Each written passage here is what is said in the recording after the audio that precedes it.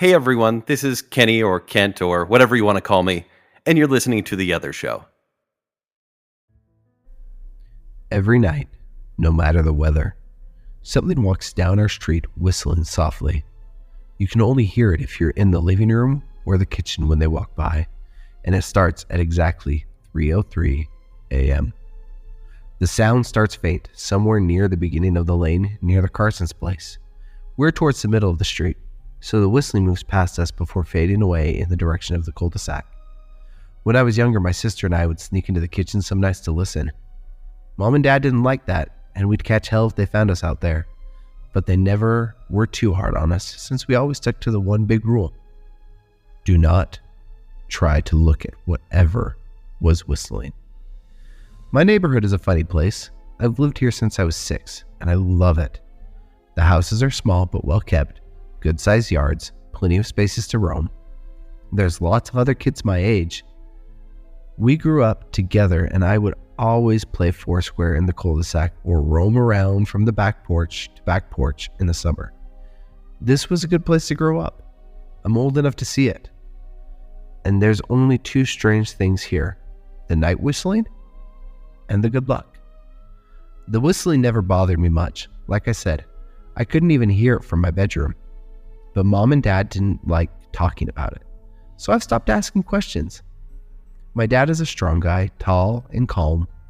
He has an accent since he moved to the US as a kid. His family, my grandparents, are from the islands. That's what they call it. My dad, the only time he isn't so calm is if the whistler comes up. He talks a little quicker, then his eyes move faster, and he tells us not to think about it so much and to always remember the one rule, the big rule. Do not try to look outside when the whistler goes past. Not that we could even look if we wanted. See, there are shutters on the inside of every window, thick pieces of heavy canvas that pull down from the top and latch to the bottom of the window frame. Each latch has a small lock, about the size of what you'd find in a diary. My dad locks the shutters every night before we go to bed and keeps the key in his room. My mom, I don't know what she thinks about the whistling. I've seen her out in the living room before 3:03 when the sound starts. I could see her if I cracked my door open just an inch to peek. She's not out there often. At least I haven't caught her much. But once or twice a month, I think she sits out there on her big red couch just listening. The whistler has the same tune every night. It's cheerful.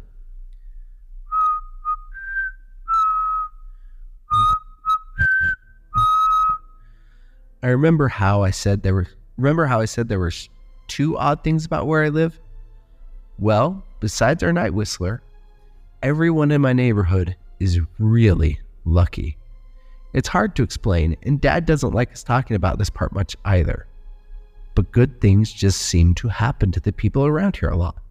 Usually, it's small things, like winning a radio contest or getting an unexpected promotion at work, or finding some arrowheads buried in the yard. You know, the authentic kind. The weather here is pretty good. There's no crime, and everybody's garden looks extra bright in the fall.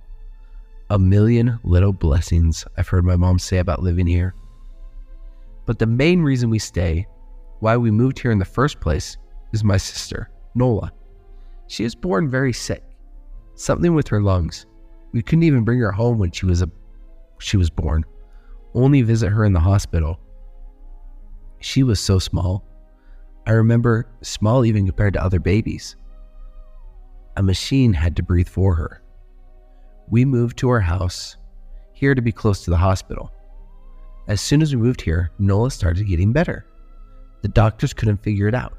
They chalked it up to whatever they were doing, but we could all tell they were confused. But my parents knew. Even I knew.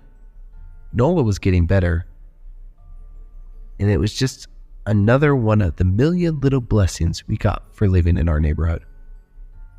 So that's why we stayed, even after we found out. For every small miracle that happened here every day, now and then, some bad things happened. But they only happened if you look for the whistler. See, our neighborhood has a welcoming committee. They show up with macaroni casserole and a gift basket and a manila folder whenever someone new moves in. They're very friendly. 4 people showed up when we moved in 7 years ago. The committee made small talk, gave me a Snickers bar, and took turns holding Nola. It was her first week out of the hospital, so they were extra careful. Then the committee asked to speak to my parents in private, so I was sent to the bedroom, where I still could manage to hear nearly every word. The welcoming committee told my parents about how nice the neighborhood was. Really exceptionally hard to explain kind of nice. And then they told my parents about the even harder to explain whistling that happened every morning at 3:03 and ended at the tick of 3:05. The group, our new neighbors, warned my parents that the whistling was quiet and would never harm or hurt us as long as we didn't look for what was making the sound. This part they stressed, and I pushed my ear to the door and strained to hear them. People who went looking for the whistler had their luck change, sometimes tragically. A black cloud would hang over anyone that looked. Anything that could go wrong would. The manila envelope the committee brought over contained newspaper clippings, stories about car crashes and ruined lives, public deaths, and freak accidents. Not everyone dies, I heard the head of the committee tell my dad. But the life goes out of them, even if they live. There's no light in them, ever again. No presence.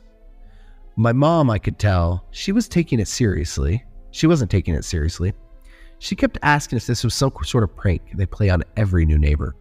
At one point, my mom got angry and accused the committee of trying to scare us out of our new home. Asked them if they were racist on account of my dad being from the islands. My dad calmed her down, told her he could tell the new neighbors were sincere, and they were just trying to help us.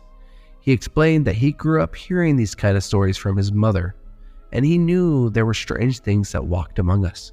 Some of those strange things were good, and some were bad, but most were just different. After the committee left, my dad went out to the hardware store, bought the canvas blinds, the latches, and the locks, and installed them on every window in the house after dinner. That first night in our new house, I crept out of my room at 3 a.m., only to find my dad awake sitting on the living room couch holding my baby sister. My dad held up his finger in a shh motion, but patted the couch next to him. I sat, and we waited. At exactly 3:03, we heard the whistling.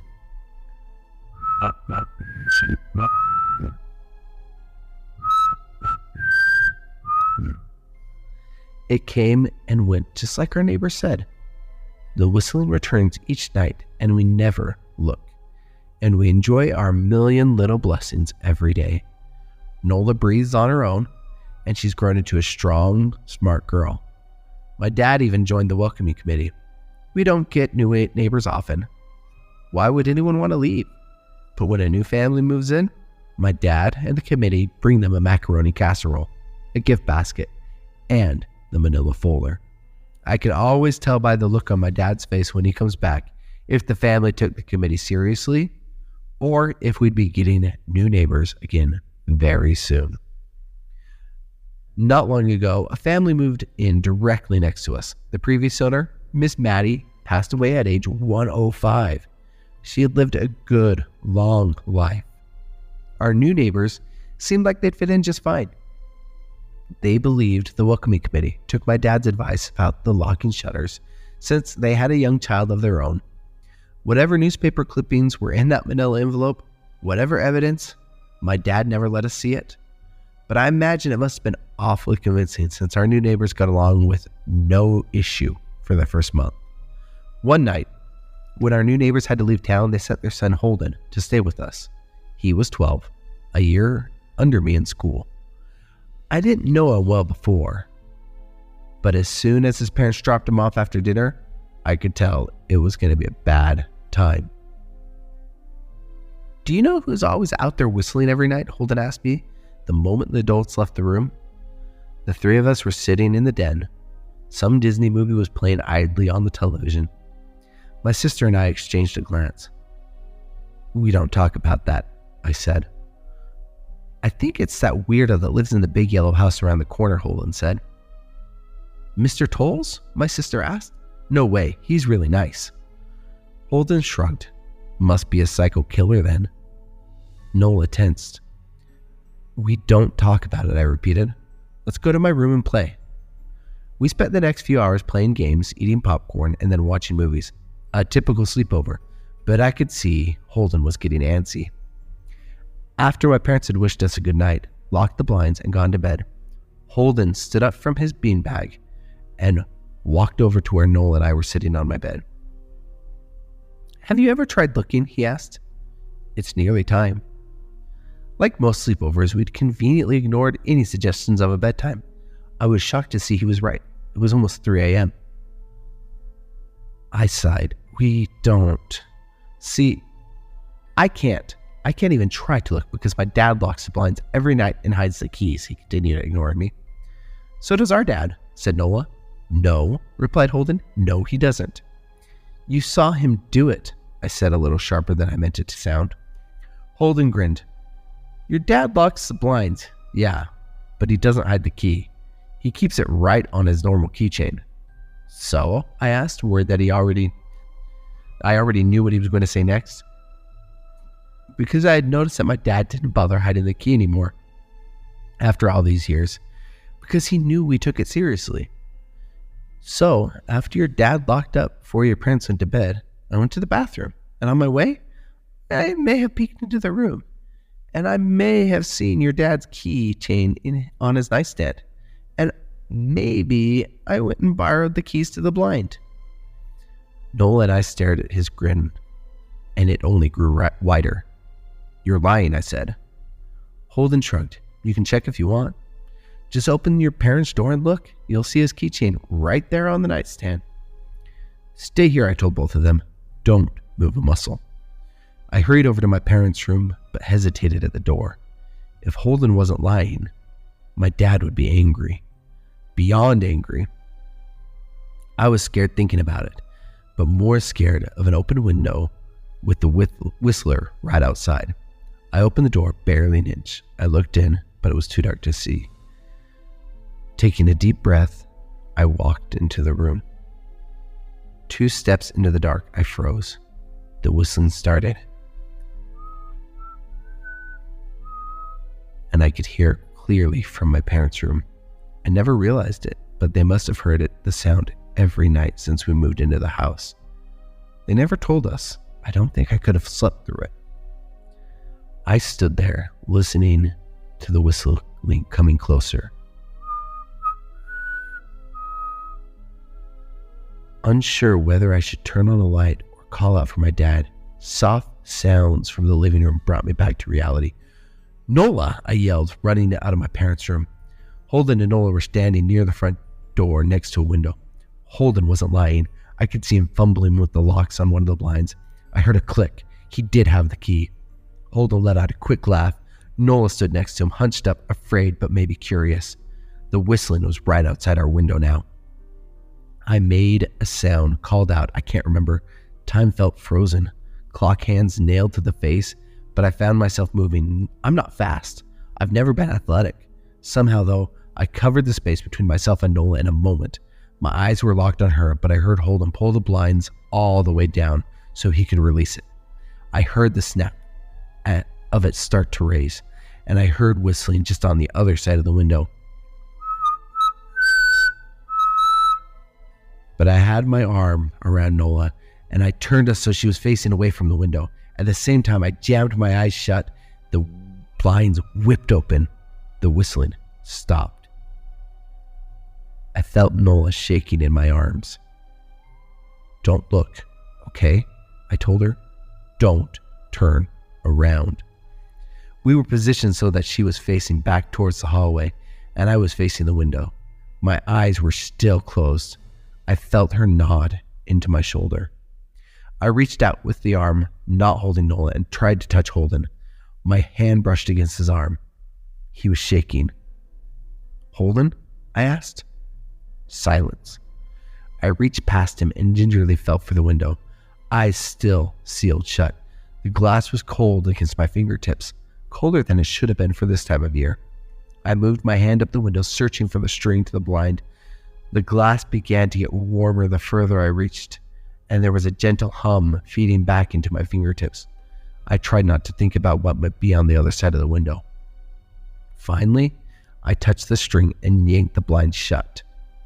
I opened my eyes. In the dim light leaking out from the kitchen, I could make out Holden, pale and small, staring at the now closed window. "Holden?" I asked. He turned towards me and screamed. Everything became a flurry of motion. Lights sparked to life in the hallway, then the living room. My parents' footsteps thudded across the hardwood floor. I didn't turn around to look at them. My eyes were glued to Holden. He was pale. He had bit his lips so hard there was a thin red line of blood running down his chin, and he'd wet himself. "What happened?" my dad asked from behind me. I managed to swivel away from Holden and look back. He looked. I'd never seen my dad scared before, but I saw it that night. In that moment, an old, ugly terror stitched on his face. A parent's fear. "Just Holden?" he mouthed to me. I nodded yes. My dad let out a breath. He looked so relieved. I nearly expected him to cheer, but then he turned to Holden, and my dad's face changed. I wonder if he felt bad for feeling good that Holden was the only one that looked. There was a knock at the door. We all froze. Holden whimpered. "Don't answer it," my mom said. She stood at the threshold of the hall. I always thought she was a skeptic and just humored my dad about the windows and the whistler, but that night we were all believers. I noticed that both my parents held baseball bats. They must have taken them from the room. The knock came again, a little louder this time. "Please, don't open the door," Holden whispered. My dad walked over to him, hugged him close. "We won't," my dad promised, still holding his bat. "Nothing is coming in here tonight." Thud, thud, thud. This time the knocking was loud enough to rattle the door. Holden screamed again, and Nola clutched her arms around my neck. My mom came over and knelt next to us, wrapping my sister and me close. Thud, thud, thud. "Call the police," my mom whispered to my dad. The knocking instantly stopped. My dad looked over his shoulder at us. "Do you think?" He was cut off by a frantic knocking that trailed off to a polite tap, tap, tap. "Police," something said from the other side of the door. The voice from outside sounded exactly like my mom. Like a parrot, repeating the words back to her. "Police, call the police. Police." My mom pulled us closer. "Police, police, police." "Please stop," I heard her whisper. "I don't think calling them will help," my dad said. "How will we know when they're the ones at the door?" Again, the knocking came back harder than before.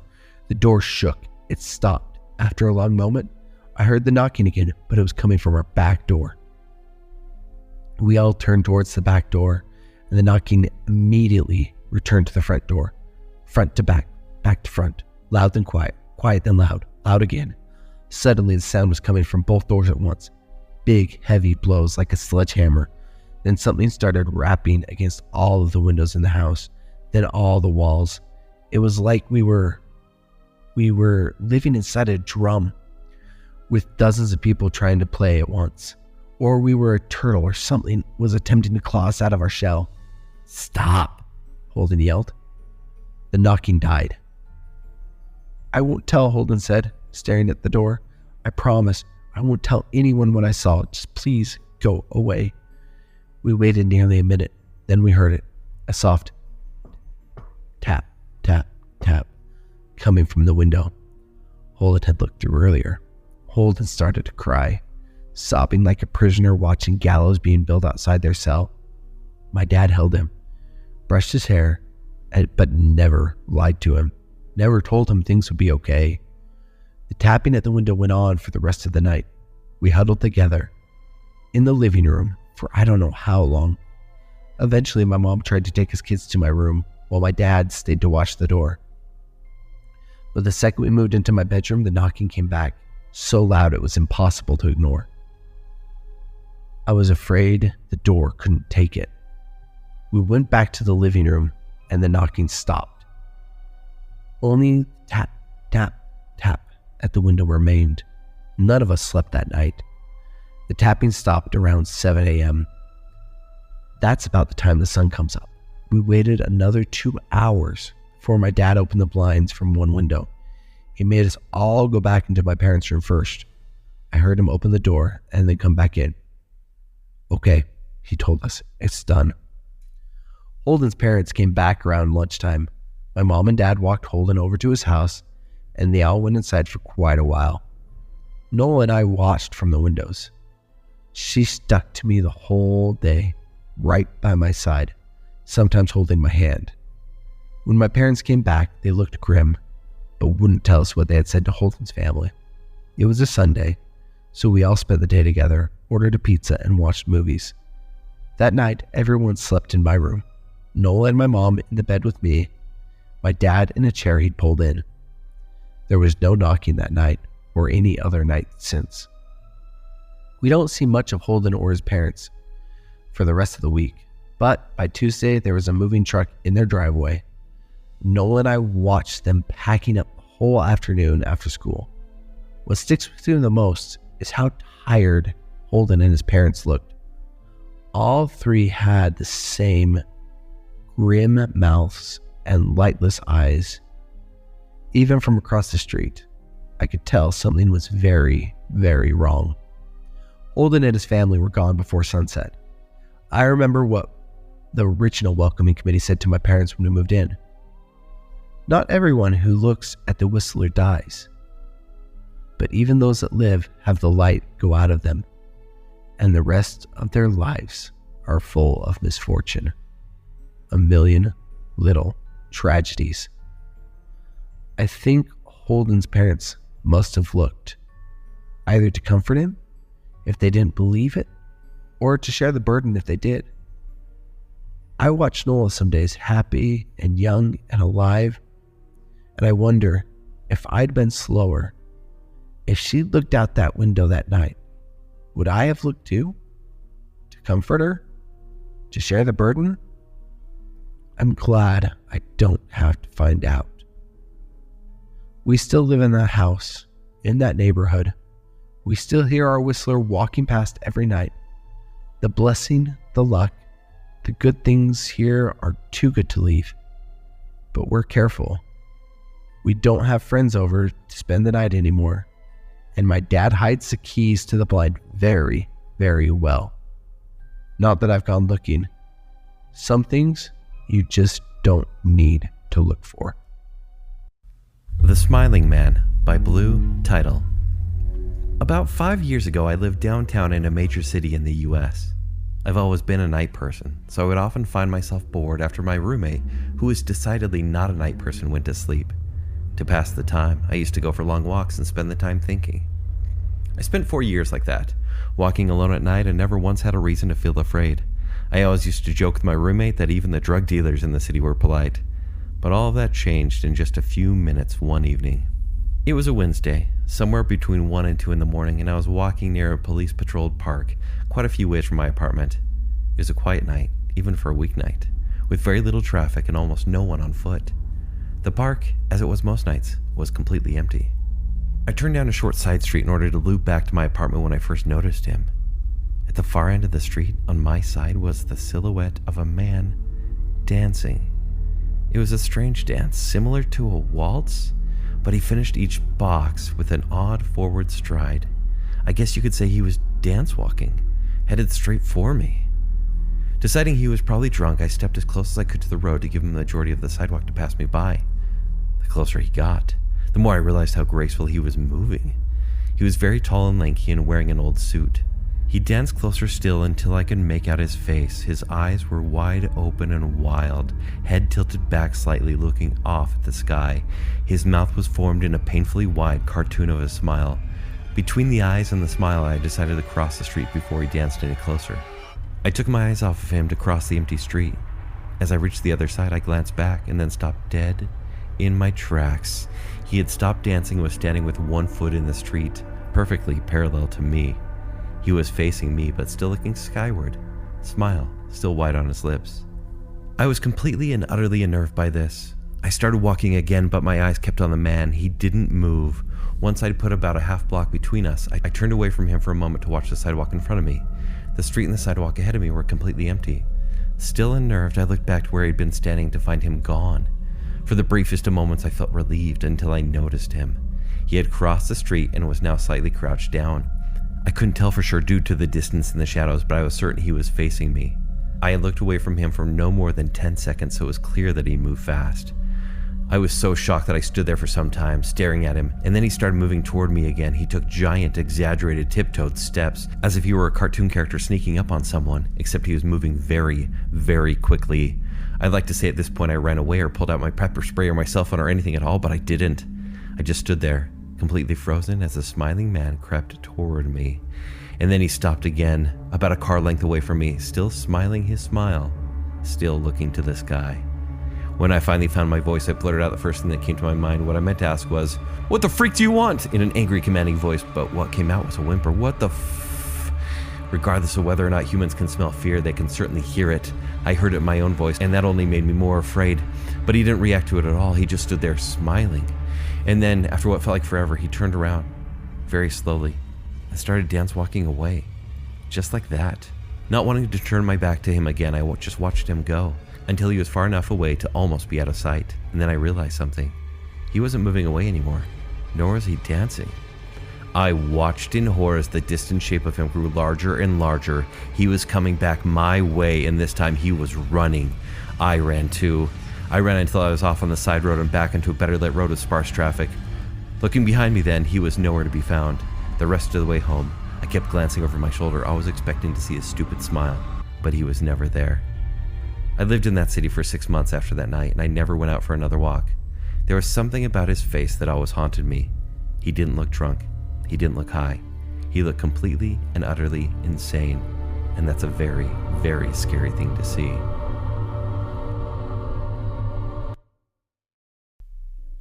I work security at Walt Disney World, the happiest place on earth. Typically, I wouldn't say where I work, as obviously there are some pretty strict rules about things employees can put online, but I just don't think I can tell this properly without that context. And honestly, I think this may be it for me anyway with this job. I just can't see myself working here any longer now. I've been with the company for 23 years. The first 20 years I worked in the parks, nabbing shoplifters and rounding up people who were drinking too much for the heat. Occasionally there'd be a fight to break up, but people usually kept it pretty mild. The heat and walking was getting too much for me the last few years, so I asked to be transferred somewhere with AC, and the company moved me to one of their resorts. While the working conditions were 110% better as far as climate and comfort go, the guest issues were trickier, mainly domestics. I guess the expensive and stress of vacation got to a lot of people, and I'd be called by neighboring rooms because some mom and dad were yelling at each other. I'd try to suggest that they take a nap or go to separate activities for a bit, and that would usually calm them down.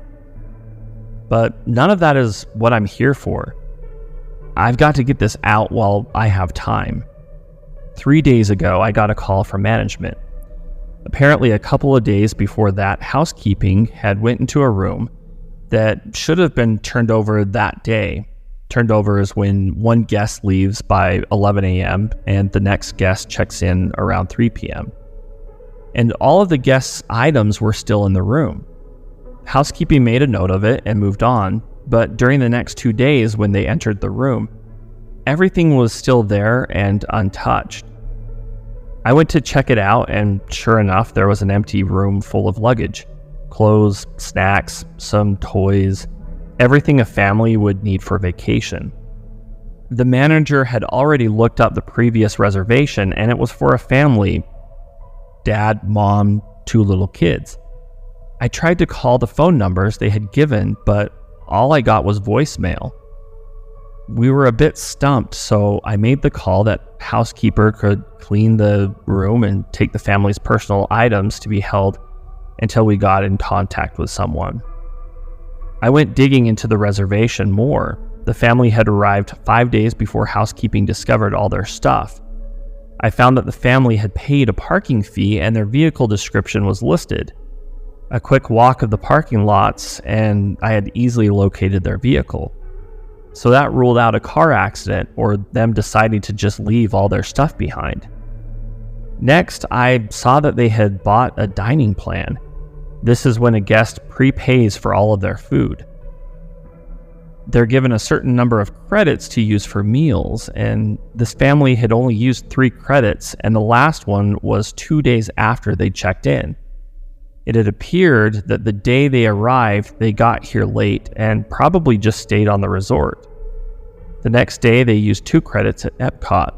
The second park, they used just 1 credit at Magic Kingdom, and it was at breakfast time. Now at Disney, we have something called magic bands. Magic bands are worn by the guests and act as a room key, park ticket, credit card, dining reservation, payment, fast pass, a system used by bypass lines, and more. It took some work, but I was finally able to look up the family's fast pass history. The day they went to the Magic Kingdom, they had a breakfast at a restaurant in the park, rode a couple of rides, and then rode their last ride, It's a Small World, around 11 a.m. Then nothing. Finally, it was time to bring in someone else on this. I called an old coworker at Magic Kingdom and asked him to pull security footage for It's a Small World at the time they wrote it, and I made my way over there. When I got there, my friend was very confused, almost distraught looking. He showed me what he found. There's usually a camera in the direction of where rides load and unload.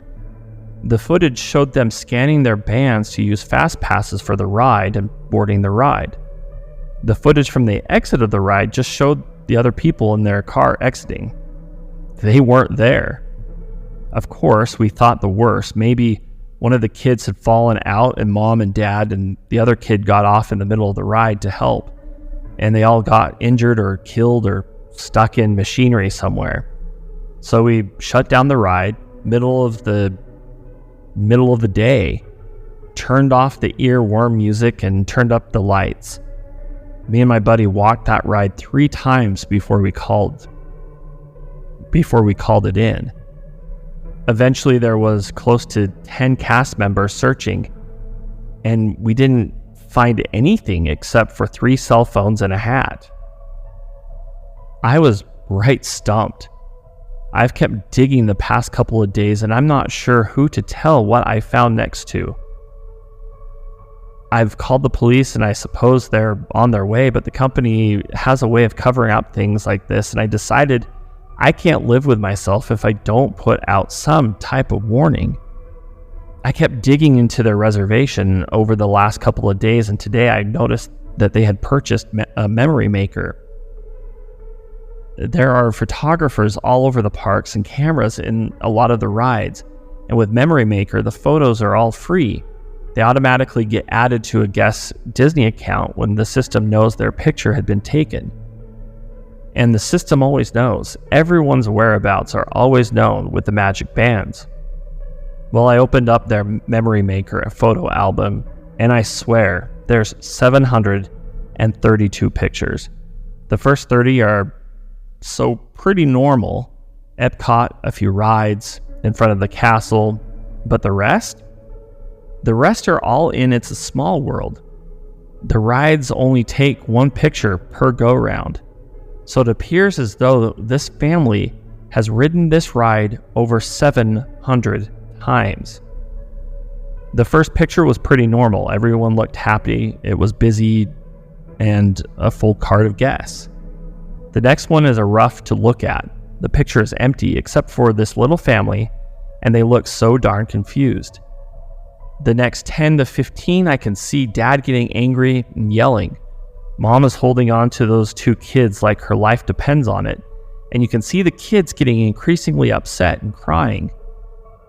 And it goes on and on and on. After 50 or so, it looks like they're just trying to get out. In one, the dad is missing. In the other, they're all gone. Maybe like they've all bailed early in the ride and tried to walk out. But in the very next one, they're all right back in that car. After around 450 or so, I could see the mom and kids. It's just when I look closely, I can see Dad. Maybe just his body now, slumped down in one of the other seats. Since about 675, there's just Mom and one kid. Another body in another seat. The mom and kid aren't moving anymore. I think them two are still alive, just near catatonic, looking straight ahead, pale.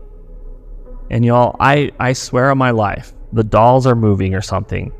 In some of these pictures, I can tell that they aren't where they should be. I even saw one with a doll in the car with his family. I can't look anymore or I'm just going to lose my lunch. So I closed the album. Its file size has increased since I closed. Are there new pictures being added? I see on security cameras that the local PD just arrived, so they'll take over soon. I just wish I knew what was going on. But I also wish this thing had never landed in my lap.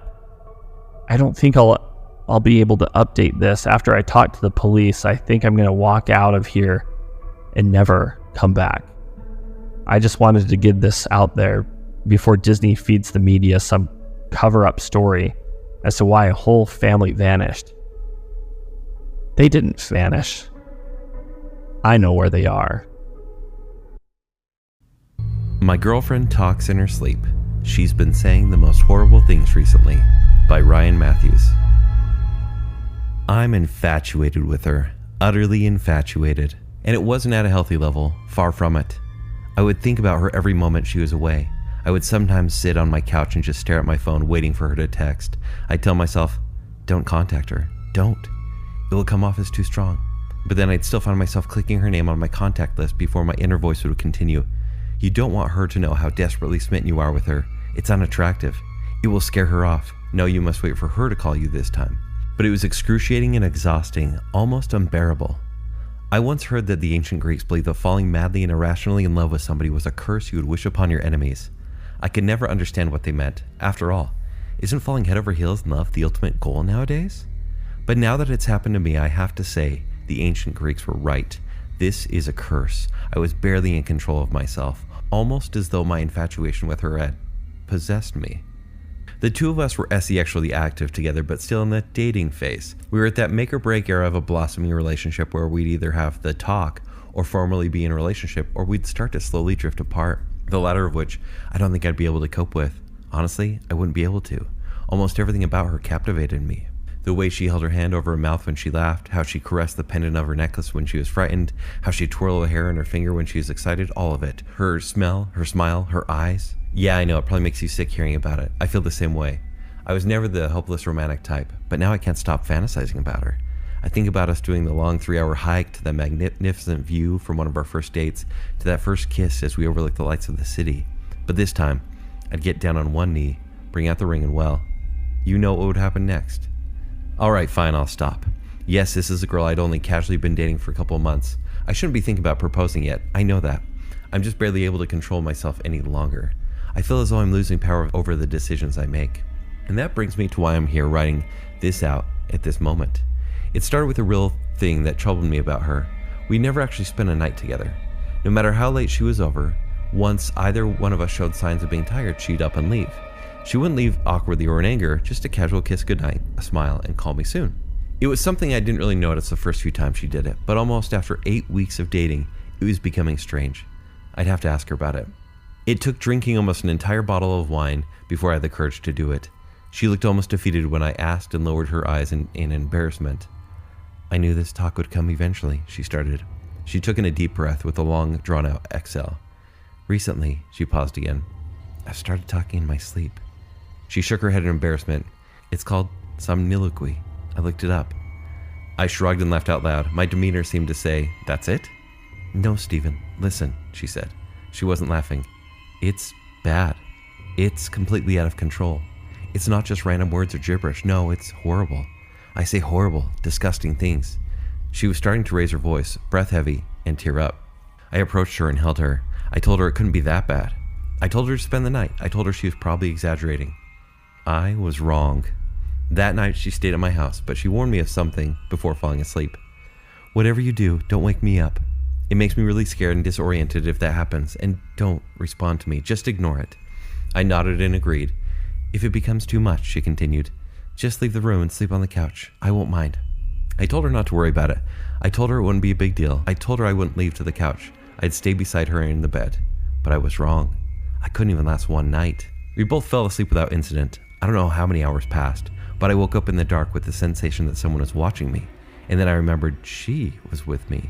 She was actually spending the night. I smiled. But then I noticed the shadowy outline of her sitting up on the bed. She was looking down at me, staring. It creeped me out, I'll admit it. Her posture was entirely different. It was though it wasn't even her at all. Then she spoke.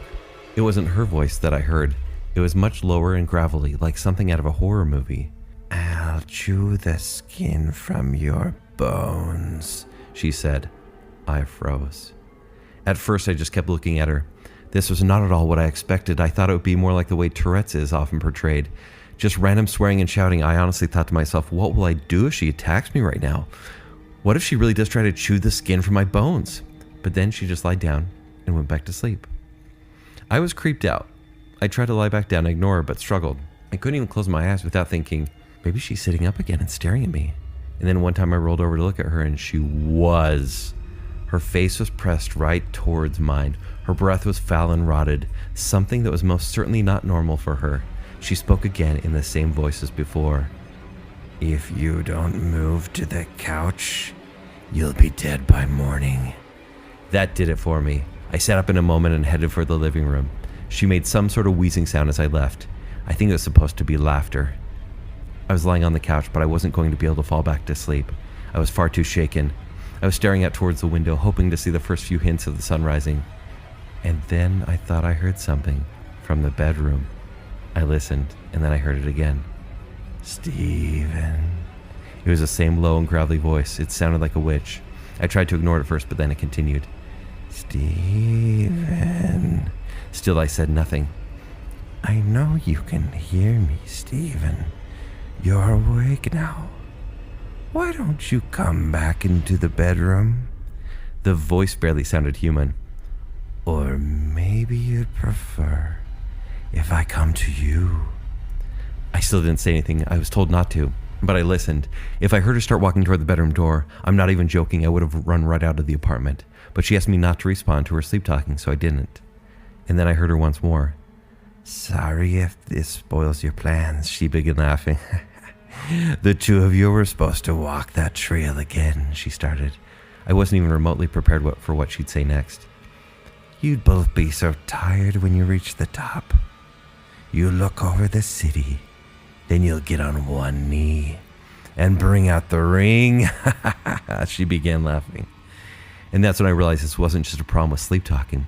It was something much more, something supernatural. I never told anybody about my proposal fantasy. There was simply no way she could have known about any of it. This was no longer about merely talking in one sleep. This was about possession.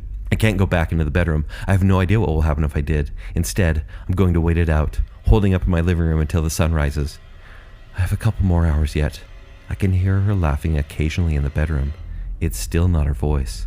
Still the same low-pitched cackle. But as I sit on the couch writing this out, here's what scares me the most. Maybe my infatuation and utter obsession with her wasn't normal. I said before I felt like I was losing control of myself. More so, I believe, than the typical falling in love story. No, I feared that the infatuation I felt was the entity slowly taking control of me. Of it controlling my thoughts, fears, ambitions, and anxieties. Maybe once I become completely absorbed, a transfer would occur, and she would be free of it. I know I should leave, that I should open the front door, get in my car and drive away from here, but I can't. I can't leave her. I've already lost control. I'm infatuated with her. Utterly infatuated.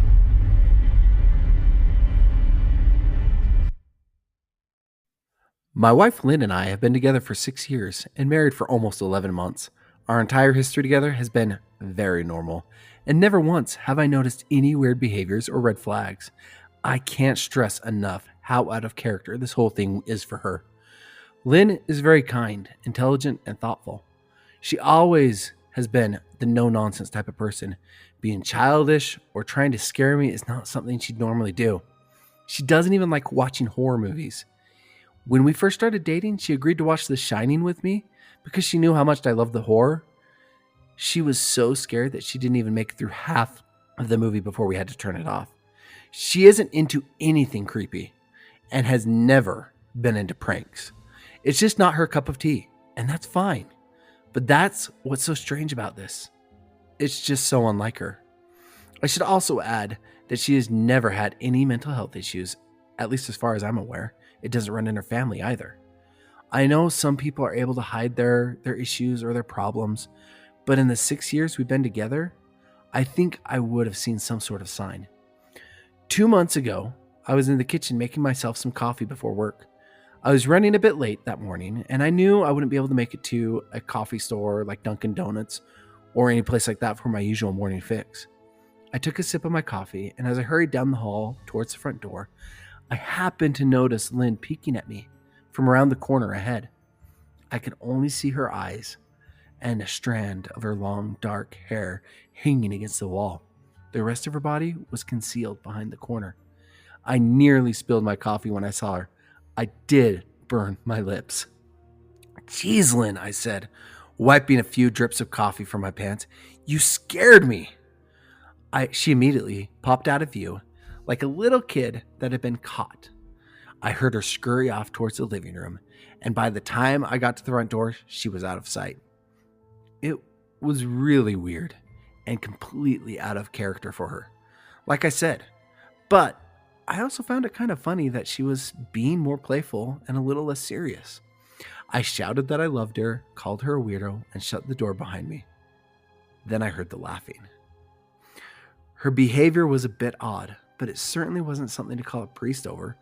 I forgot about it by lunch, and by the time I got home, she was her normal self. I didn't bring it up, and neither did she, and life went on. The next incident happened 3 days later. It was around 2 a.m. I had woken up to get a drink. I was standing in the kitchen, jug of OJ in hand, when I felt a strong feeling that I was being watched. For whatever reason, I looked down at the floor, and I saw my wife's smiling face looking back. She was peeking at me from the other side of the island, staring up at me with wide, unblinking eyes, grinning like the Cheshire Cat. I screamed, I'll admit it, not out of irritation, but fear. For some reason, that moment, I was scared. At the sound of my scream, Lynn scuttled backwards out of my view, her hands and feet smacking the tile floor as she hurried out of the kitchen on all fours. I didn't run after her or even yell at her. I just stood there, frozen, in shock, wondering what had possessed her to do that. It took me a little longer than I'd like to admit to go back upstairs, but eventually I did. When I got to our bedroom, Lynn was lying on her side, asleep, or at least pretending to be. I stood there for a while, watching her, breathing to be sure to make sure she was really asleep. I had the feeling she might jump out at me at any moment, or the moment I got in bed, she might jump on me. I don't know.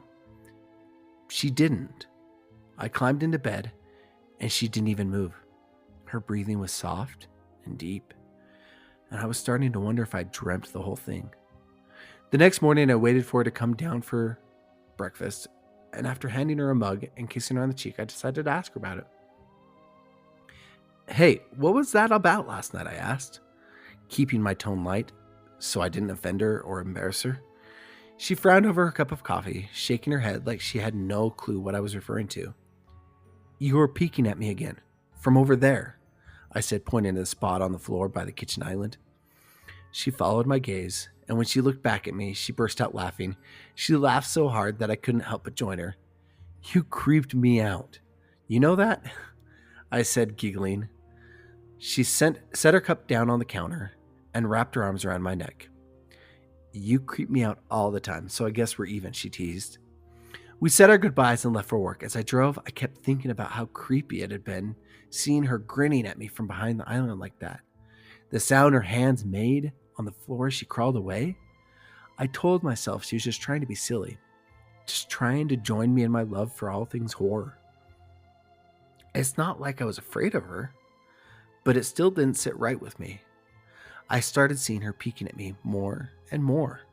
Sometimes she'd be peeking at me from behind the couch or the living room curtains. Once, she even managed to get inside her grandmother's old trunk that sits at the foot of our bed. I might not have even known she was there at all. Had the trunk's old hinges not given her away?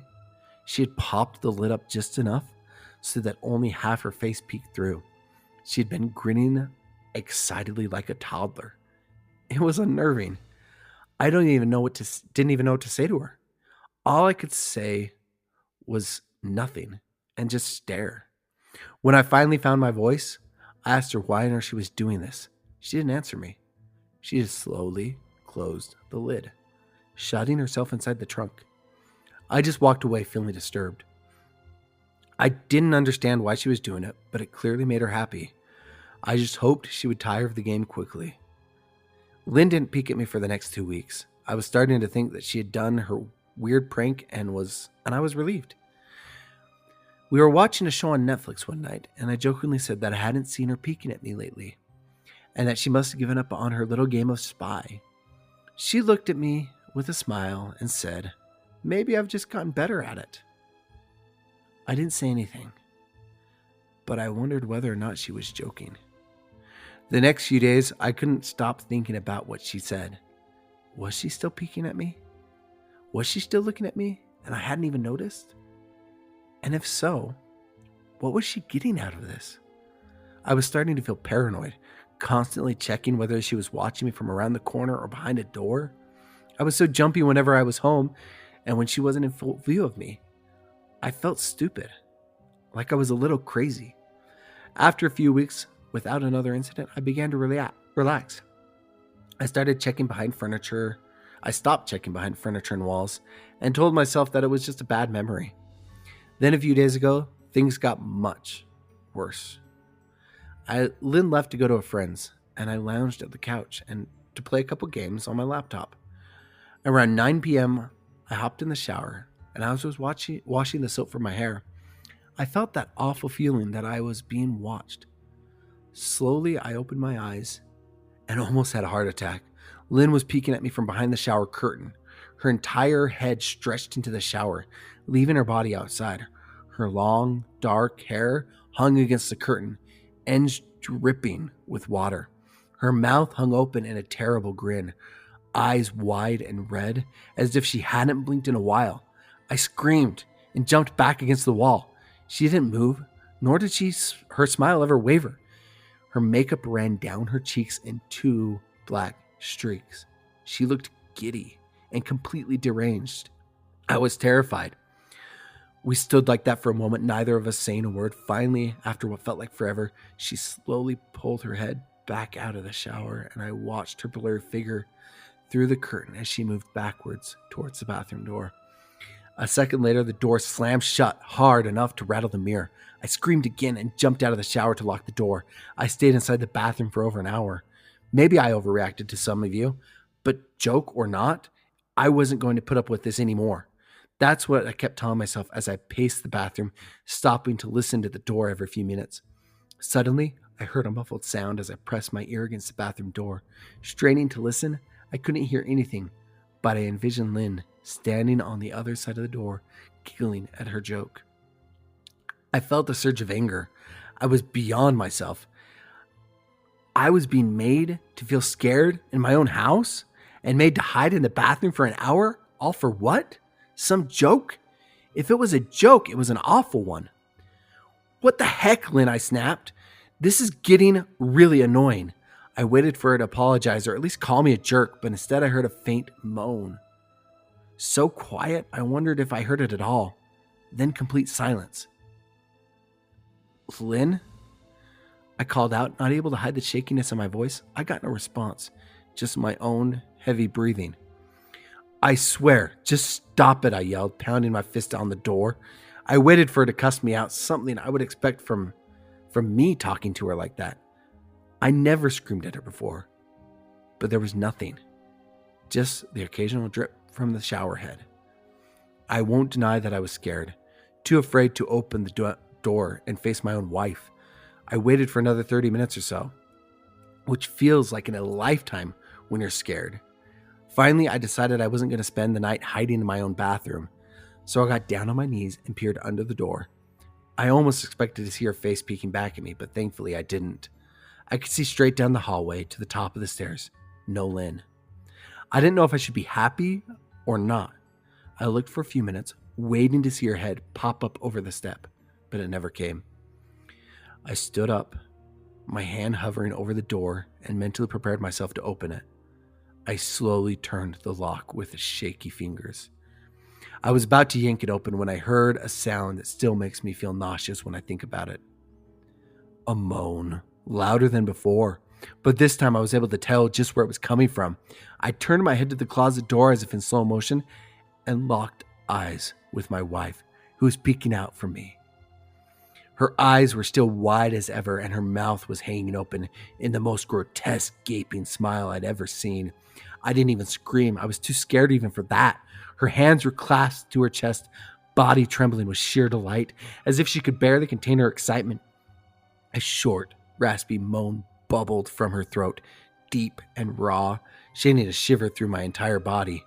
Somehow, I found the ability to pull the bathroom door open as I ran as fast as I could all the way down the steps, snagging my keys and my phone from the table in the living room before running outside to my car. I could hear her shrill laughter behind me, but I didn't hear her getting closer. I didn't bother shutting the front door. I drove away from the house faster than I legally should have, shivering the entire time, either from fear or the cold, maybe a little bit of both. I hadn't grabbed my coat or even a pair of shoes. I was still in my boxers and my hair was still damp. I drove straight to my brother Chris's house about 40 minutes away, ignoring any and every call or text I got. I didn't check my phone until I was safely parked in my brother's driveway. Lynn had called 4 times and sent a flurry of texts, all wondering where I'd gone and why I left like that. I threw my phone at the dash in rage, furious at her nonchalant attitude. My brother and his wife were surprised to see me, especially dressed in just a pair of boxers, but told me I could stay as long as I needed.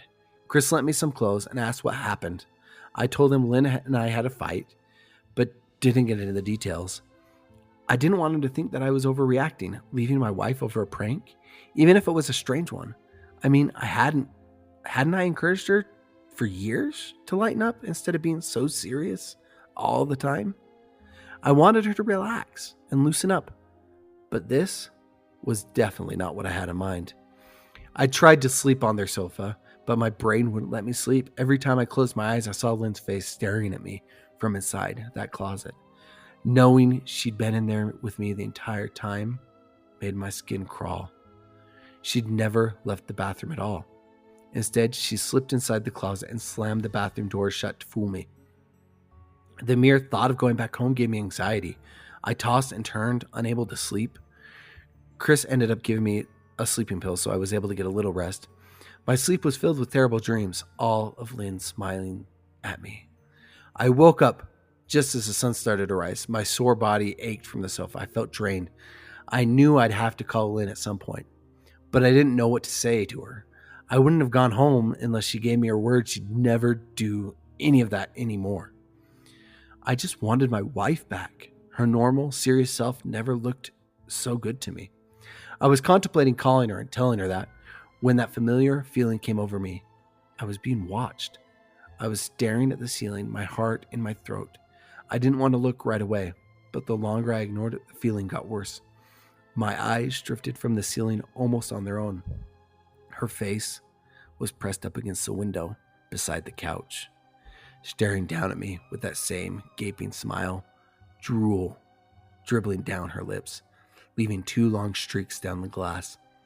I don't know how long she'd been there, but something told me she'd been there quite a while, possibly all night. I didn't bother screaming, though I was afraid to anger I was afraid anger trumped any fear I felt at the moment.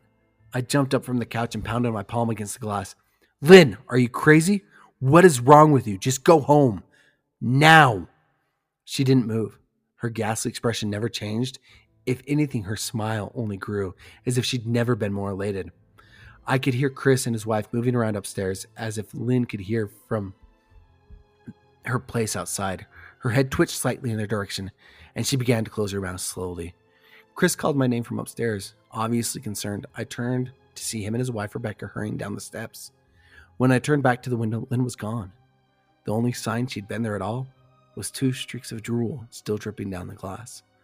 I tried explaining to Chris and Rebecca about waking up and to see Lynn watching me through their window. They were skeptical. Who wouldn't be?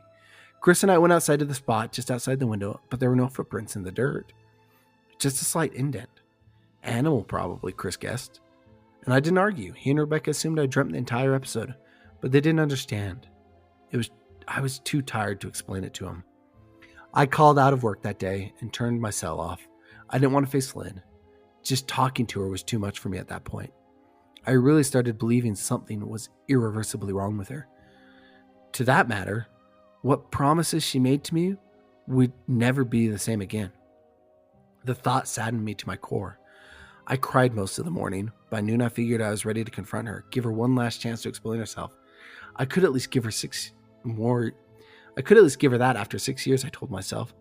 I turned my phone on and saw dozens of texts she'd sent, all from a seemingly concerned wife. Can we talk? I love you. Please call me. I'm worried. Can you answer me? Just come home. And more of the same. All texts telling me she loved me and she wanted me home. How worried she was. Not a single one addressing the crazy stuff she'd been doing. Like she hadn't even been acting like a character from a Stephen King novel. Even her texts were different. She normally texted novels just to tell me to pick up a loaf of bread. You'd think she had more to say after her bizarre shenanigans. I know it seemed a little childish to some of you who are miles away from the situation, but if you saw the way Lynn had looked at me, how she scampered away on all fours like some wild animal grinning at me from inside the closet like a lunatic, then I think you'd find my reaction was warranted. I ended up staying with Chris and Rebecca for another night. I didn't wake up until yesterday afternoon. And thankfully, I didn't see Lynn's face watching me through the window. I don't want to pry because it's not my place. But is this fight something that can be mended? Rebecca asked. She'd made us both a sandwich for lunch. And I knew she wanted to breach the subject without seeming too nosy. I don't know.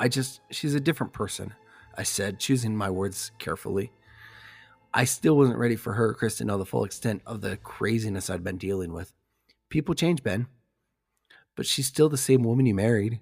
Maybe you both need to just talk through your issues. Whatever's going on, I'm sure it can be fixed, she said over the peacemaker.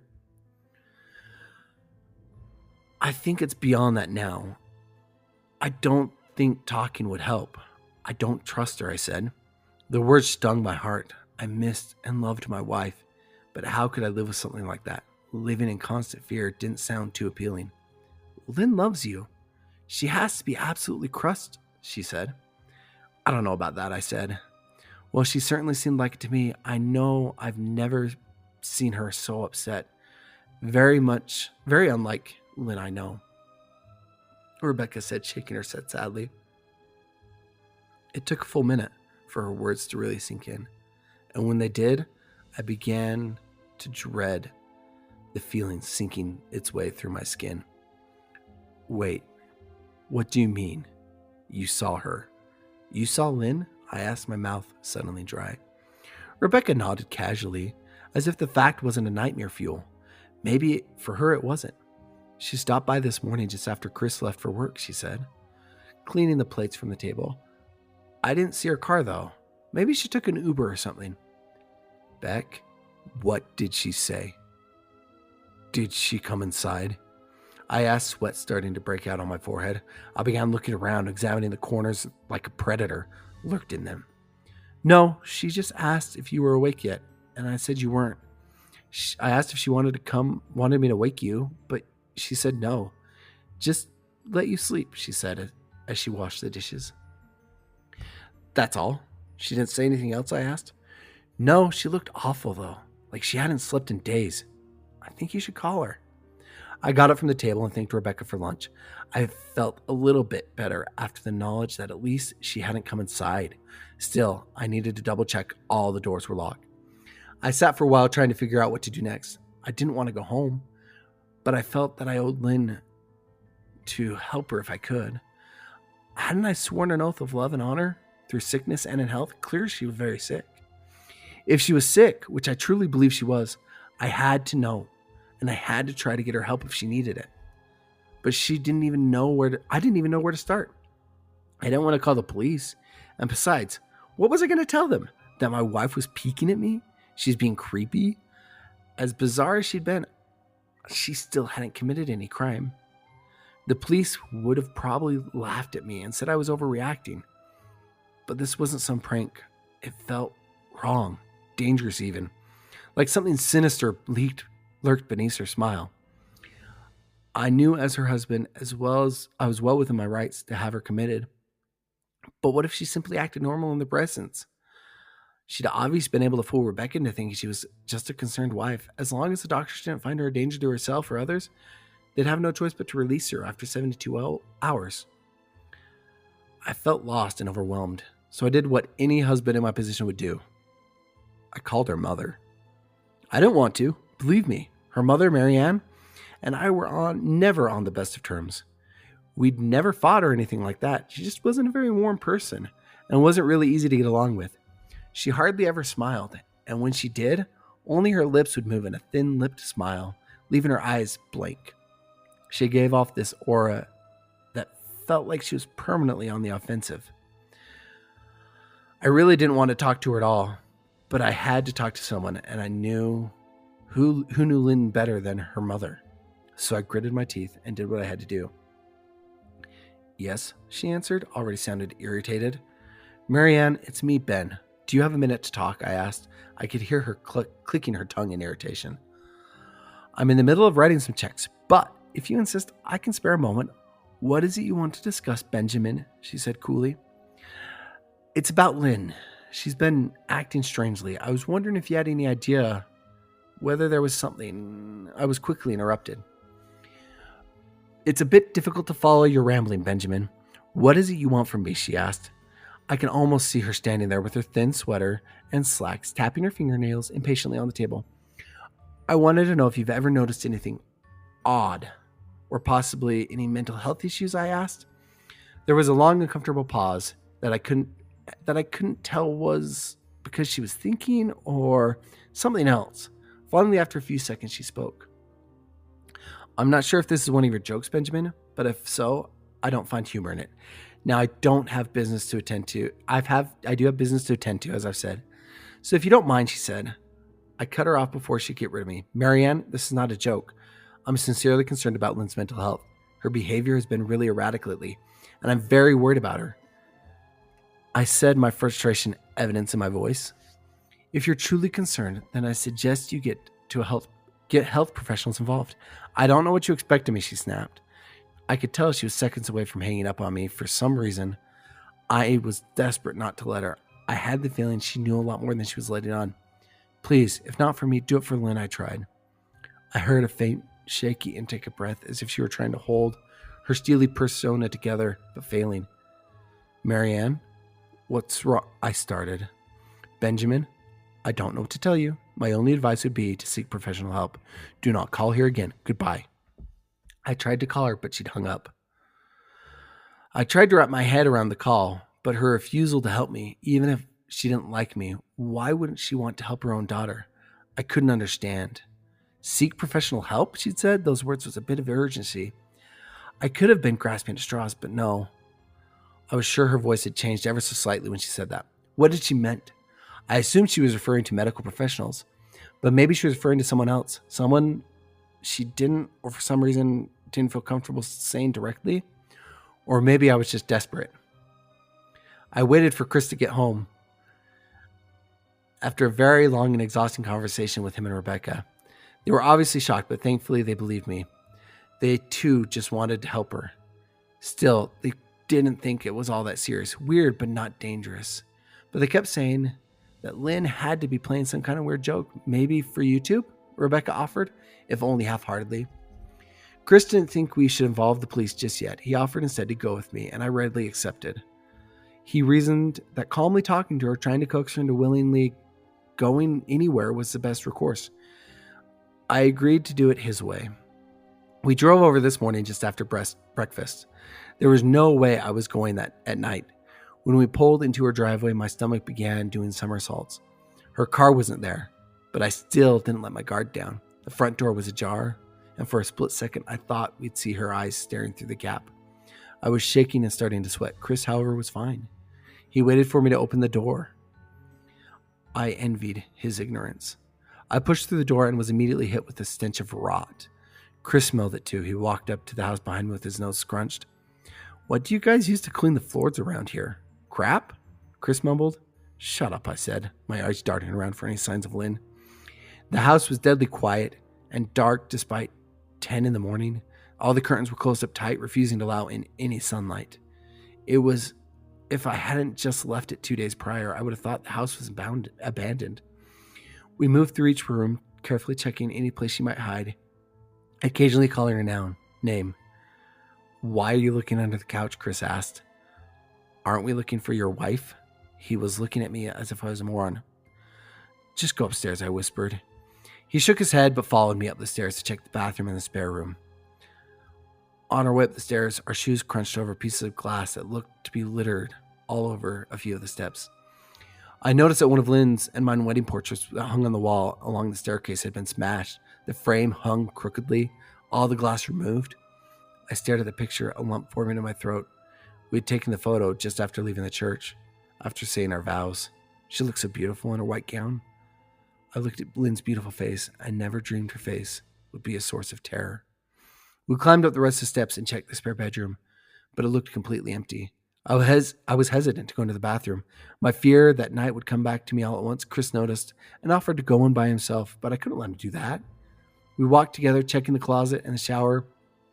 The bathroom looked as if it hadn't been touched since the night I left. "I don't think she's here, Ben. Why don't you pack some clothes and we'll come back tomorrow or something?" I nodded and went to our bedroom and shoved some clothes into a duffel bag. When I checked inside her closet, I came across the source of the smell and gagged. Chris took one of the look and lost all color in her face. He had to go stand by the stairs to get away from the sight and smell. I gazed down at shock at what lay in my bedroom closet, soaking into the rug. There were at least a dozen eyeballs, all carefully laid out in pairs. Some were as large as a quarter, while others were as tiny as a marble. I stared down at the eyes she'd collected from small animals, and I wondered how she'd gotten them, and I shuddered at the thought. "Man, I thought it was bad with Becca's shoe addiction. But your wife's here collecting eyeballs?" Chris said, gagging. "Ben, I think we should go," he called from the hall. "I'm getting nauseous." All right, I grabbed my duffel bag and shut the closet door. A new nightmare. I stepped into the hall and took a deep breath of air. I could taste the rot on my tongue, and I couldn't help but gag. "Who lines up eyeballs in their closet like that?" Chris mumbled.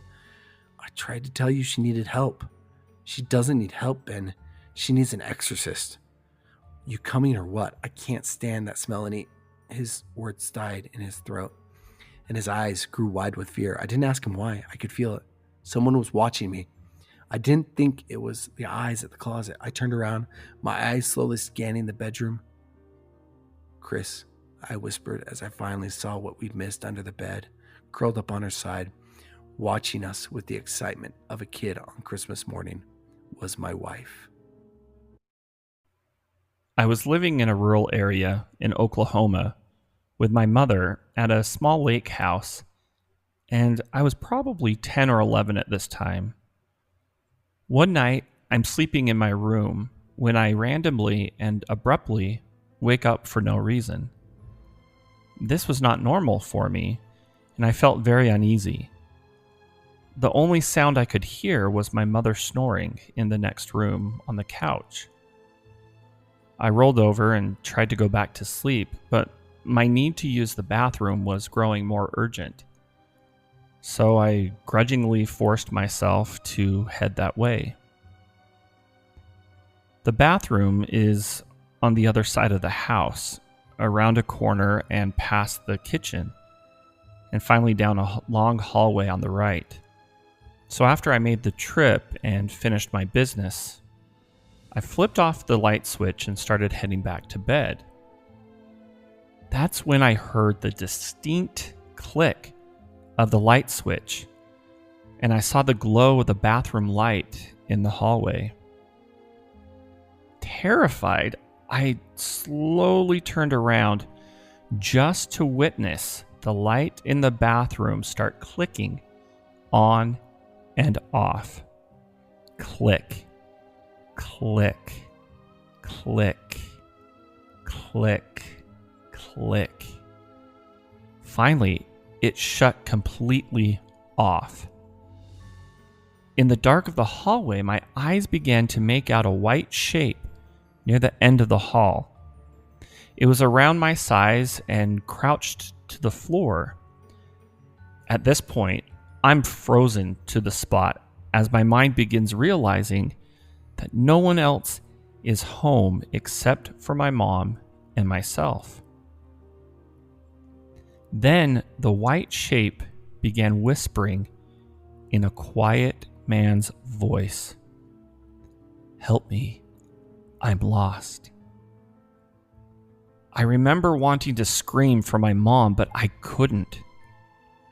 And instead, I barely said, "No."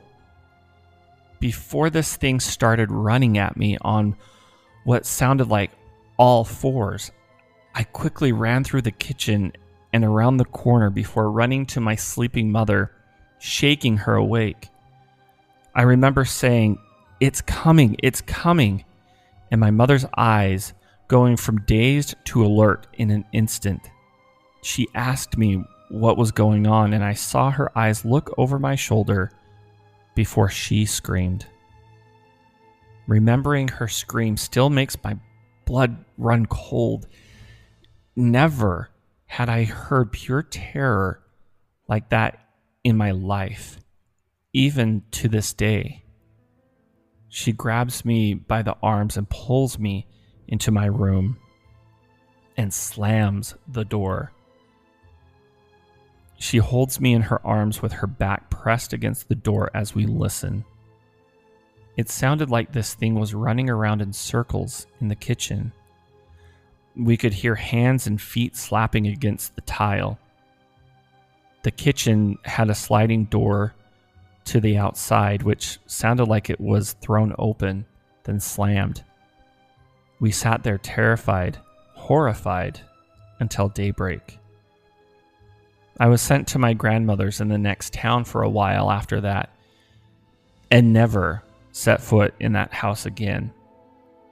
Years later, my mother said she went walking around the property after the incident and came across a small burial site with 3 headstones that each belonged to children from the early 1900s.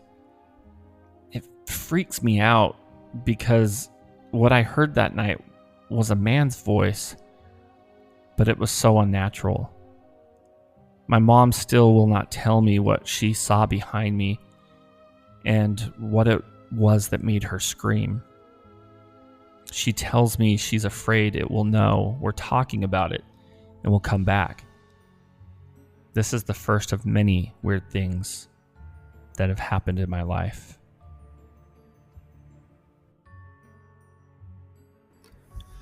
The zombies weren't the worst part of the zombie apocalypse. The thing was, they were slow. A toddler could crawl faster than these zombies could walk. No, the worst part was all the nut jobs who believed that this was the end of times. They went around killing anyone who they thought was infected, including tons of people who weren't. That's how my dad died. He had had a stroke. He was outside in our driveway. He could barely move. And the zombie patrol saw him and shot him. No hesitation. If they had just called an ambulance, stopped to think for 2 seconds, my father would still be alive. My mother, she took it the hardest. She had come home to find him like that in the driveway. And after that, for weeks, she was practically catatonic. A zombie was bumping into our front door and she didn't even think. She just answered. By the time I heard the screaming, it was too late. I managed to kill the zombie. But Mom, she'd been bit. I know it was stupid, but I had just lost my dad. I didn't want to lose my mom too. I locked her in our basement. For weeks, I would check the news praying for the government to find a cure. Months passed. Almost all the zombies in the country were killed. New waves would come. The zombies would then be exterminated. And it went on like that for months. Then my prayers were answered. The government released a message on TV saying there was a cure. They had set up a hospital site. Wrangling my mother was easy. I tied her up, put her in the car, and we left. Once at the hospital, the soldiers helped lead my mother to an exam room. I wanted to go with her, be the first thing she saw when she came back to life, but a doctor sat me down outside the room. The reason these waves keep happening is because people are hiding their relatives, hoping for a cure. Eventually they get sick too, and it spread the infection. Don't be alarmed, but there is no cure. 2 gunshots sounded outside from inside the exam room. The only way to end this pandemic is to kill all the infected. I'm sorry, but your mother died a long time ago. We're just finishing it. Rage seethed inside me. Let me say goodbye. Son, she's gone. You lied to get me here. You killed my mom. Let me say goodbye. The doctor nodded, and a soldier opened the door for me. I entered.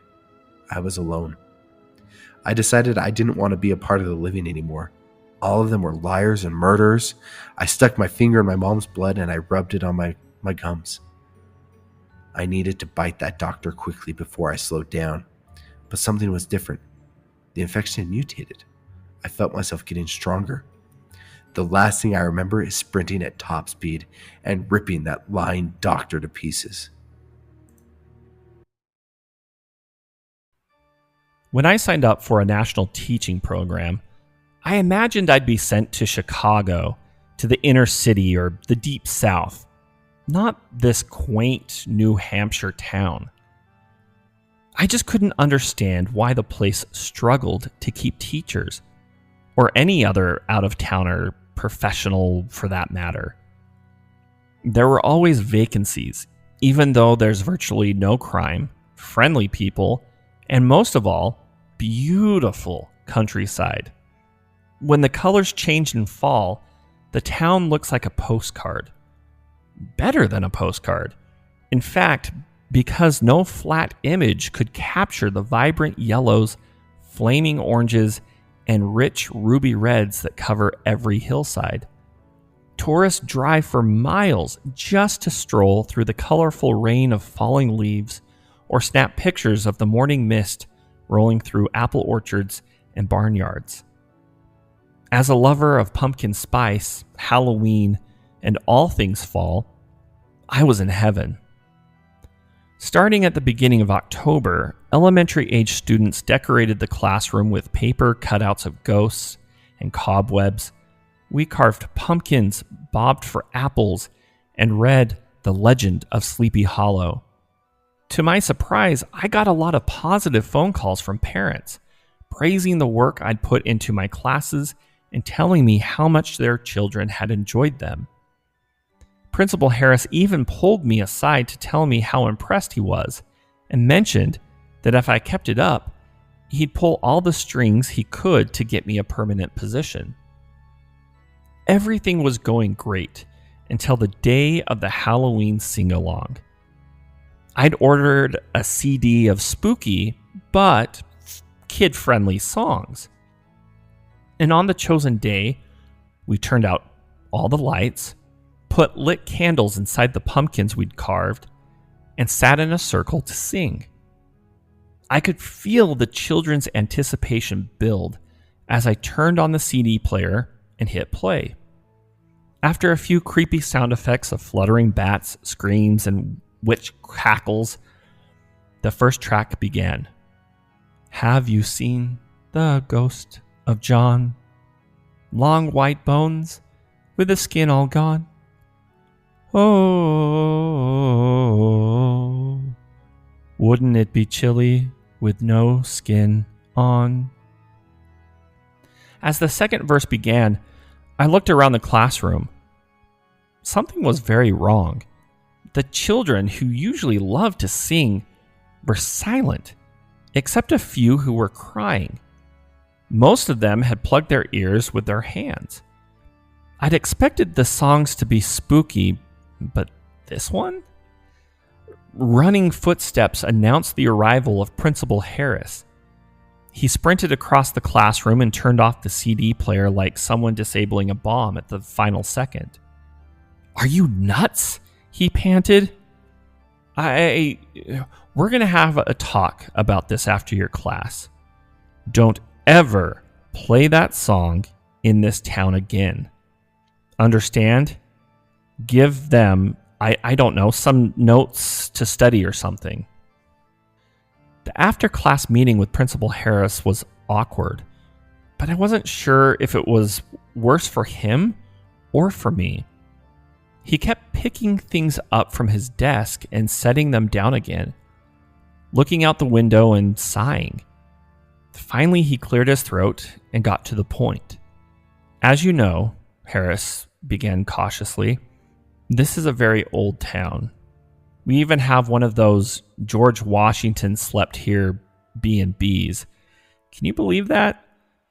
He tried to force a laugh. It died in his throat. "Anyway, old, small towns like ours tend to have a lot of superstitions. They might even seem silly to outsiders, but they're very important to us." It was clear who the outsider was in this situation. Seeing my daydreams of a bright future in this town disappearing fast, I cleared my throat and replied, "If I've done something offensive, I'm sorry. It wasn't my intention, and I appreciate you letting me know so that I won't do it again. Do a lot of people in town have a religious objection to Halloween, or is it more like..." No, nothing like that," Harris scoffed. "We're not a bunch of Bible-thumping hillbillies up here. It's that specific song and that specific story, in fact, that I need to ask you to avoid." "What, you mean the old folk song, The Ghost of Yes, that one. No need to say more. Let's just not mention it again, all right? You're doing great work here, miss. I'd hate to see it cut short because of some silly misunderstanding. But why? Let's just drop it, okay?" Harris was almost pleading. It was like even discussing the song was too much for him. "I think I've said all I need to, and you need to get back to class." Another fake laugh. "Look, just one other thing. You can expect some negative reactions around town when the children tell their parents about class today. Try to take it in stride. Remember, this is a very, very sensitive topic for us, miss." I left the ugly fluorescent glow of Principal Harris's office with a bad taste in my mouth and a burning curiosity.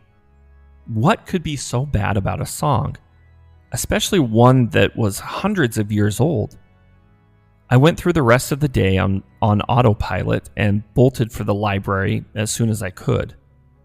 The storied old building with its red brick and shadowy white columns was one of my favorite places in town. I'd spent hours there reading, preparing materials, or just chatting with the librarian, Sarah Newman. "Hey, Sarah," I waved to the frizzy mass of hair at the reception desk. "How's it going?" "Hello," Mrs. Newman replied curtly. "Can I help you?" I was put off by my friend's reaction, but I wasn't about to stop now. "I wanted to ask you..." "I'm afraid I'm very busy," Sarah Newman cut me off, adjusted her glasses, and went back to furiously stamping library books. But I noticed that she glanced up at me again, with a twinge of sympathy in her eye. "If you want to learn about town history, I suggest you check the newspaper archives. Specifically, the October issues from 1989, 1972, and 1958 should do nicely. The rubber stamp resumed its pounding. Our conversation was over. Soon I was reading the headlines from October 1989. October 1st, students to sing about local legend in a Halloween chorus. October 8th, protest against cursed sing-along, Are Our Children in Danger? October 15th, a spooky success Halloween chorus plays to a full house. October 22nd, local children abducted, police suspect the worst. October 29th, 5 students found dead, details inside. October 1972, October 1st, New York folklorist to study local legend. October 8th, a stranger in town, an interview with folklorist James Hatterwood. October 15th, stay out of our graves, Hatterwood's investigation sparks controversy. October 22nd, New York folklorist James Hatterwood missing, volunteers needed. October 29th, an unfinished tale, Hatterwood disappearance remains unsolved. In 1958, October 5th, Good Time Girls and Hooligans, a look inside the town motorcycle craze. October 12th, Miscreants or Misunderstood, City Council to ban teenager bikers. October 19th, Angry Greasers adopt local legend as their mascot, council concerned. October 26th, Accident or Foul Play, parents weep at tragic biker club pileup. The newspaper room was in the basement, and a chill ran over me as I read the articles. It wasn't hard to imagine that the local legend must be the ghost of John. I didn't believe in ghouls or curses, but it was easy to see why the legend was a sore spot for the locals. I resolved to never mention it again. As I climbed the dim, creaky stairs, a loud buzzing nearly made me jump out of my skin. I had dozens of missed calls. I listened to the voicemails as I drove home. Each one was worse than the last. Parents who only days before had been calling me a blessing or my child's favorite were now screaming at me, threatening my life, ordering me out of town, and in a few cases, all 3. It brought me to tears. These were the people who baked me cookies and showed me around town. How could a simple song have made me so thoughtlessly cruel? By the time I got home, my sadness had turned to anger, or at least that's what I tell myself to justify what I did next. None of this was fair. How was I supposed to know about some dumb superstition? I was still sniffling and wiping my red, puffy eyes when I got out of the car and waved to the Folkers, my neighbors across the street. The 2 Folker children left their toys on the lawn and went inside without saying a word. Their parents followed them, turning out the porch light as they went. More hot tears streamed down my cheeks. Without thinking twice, I pulled out the CD of Halloween songs and jammed it into my car's CD player. With doors and windows open, I skipped through the tracks in search of one song in particular. When I found it, I played it at full volume. Have you seen the ghost of John? Long white bones with the skin all gone. Oh, wouldn't it be chilly with no skin on? I watched as one by one porch lights went out and people enjoying the autumn evening scurried back into their houses. I was left alone in the driveway of my rented house, sobbing pitifully into the smoking October twilight. When I awoke the next morning, I had a few happy, quiet moments in my warm bed sheets before I remembered what I had done. When I did, however, the anger and shame hit me like a punch to the gut. My morning coffee did hula hoops around my stomach. I dreaded what was coming when I got to school. To my surprise, no one mentioned anything. It was like the day before had never happened. Sure, my coworkers suddenly seemed more guarded around me, but there were no red-faced parents looking for a fight, dismissal letters, or hordes of sobbing children. The closest anyone came to mentioning the song was a boy in my second period class. "Hey, miss, aren't we going to finish the song?" he asked. "Shut up, Clayton," the girl next to him jabbed an elbow into his rib. "What?"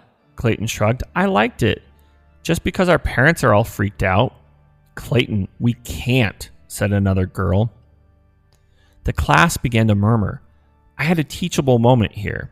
It was time to decide whether I was going to support the local superstition or encourage the kids to think for themselves. "I made a mistake playing that song yesterday, Clayton," I replied sweetly. "It bothers a lot of people, and we need to respect their feelings." I felt like a coward, but I didn't care. All I wanted was to put this whole thing behind me. I wanted to go back to how things were when I was first walking around town, coffee in hand, watching the leaves fall. A few quiet days passed. I was beginning to think that I'd survived the first major classroom scandal of my teaching career. A little wiser, a little sadder, maybe, but mostly unscathed. I decided to celebrate. I'd cleared my head by visiting some of the kitschy, touristy attractions in the small towns nearby.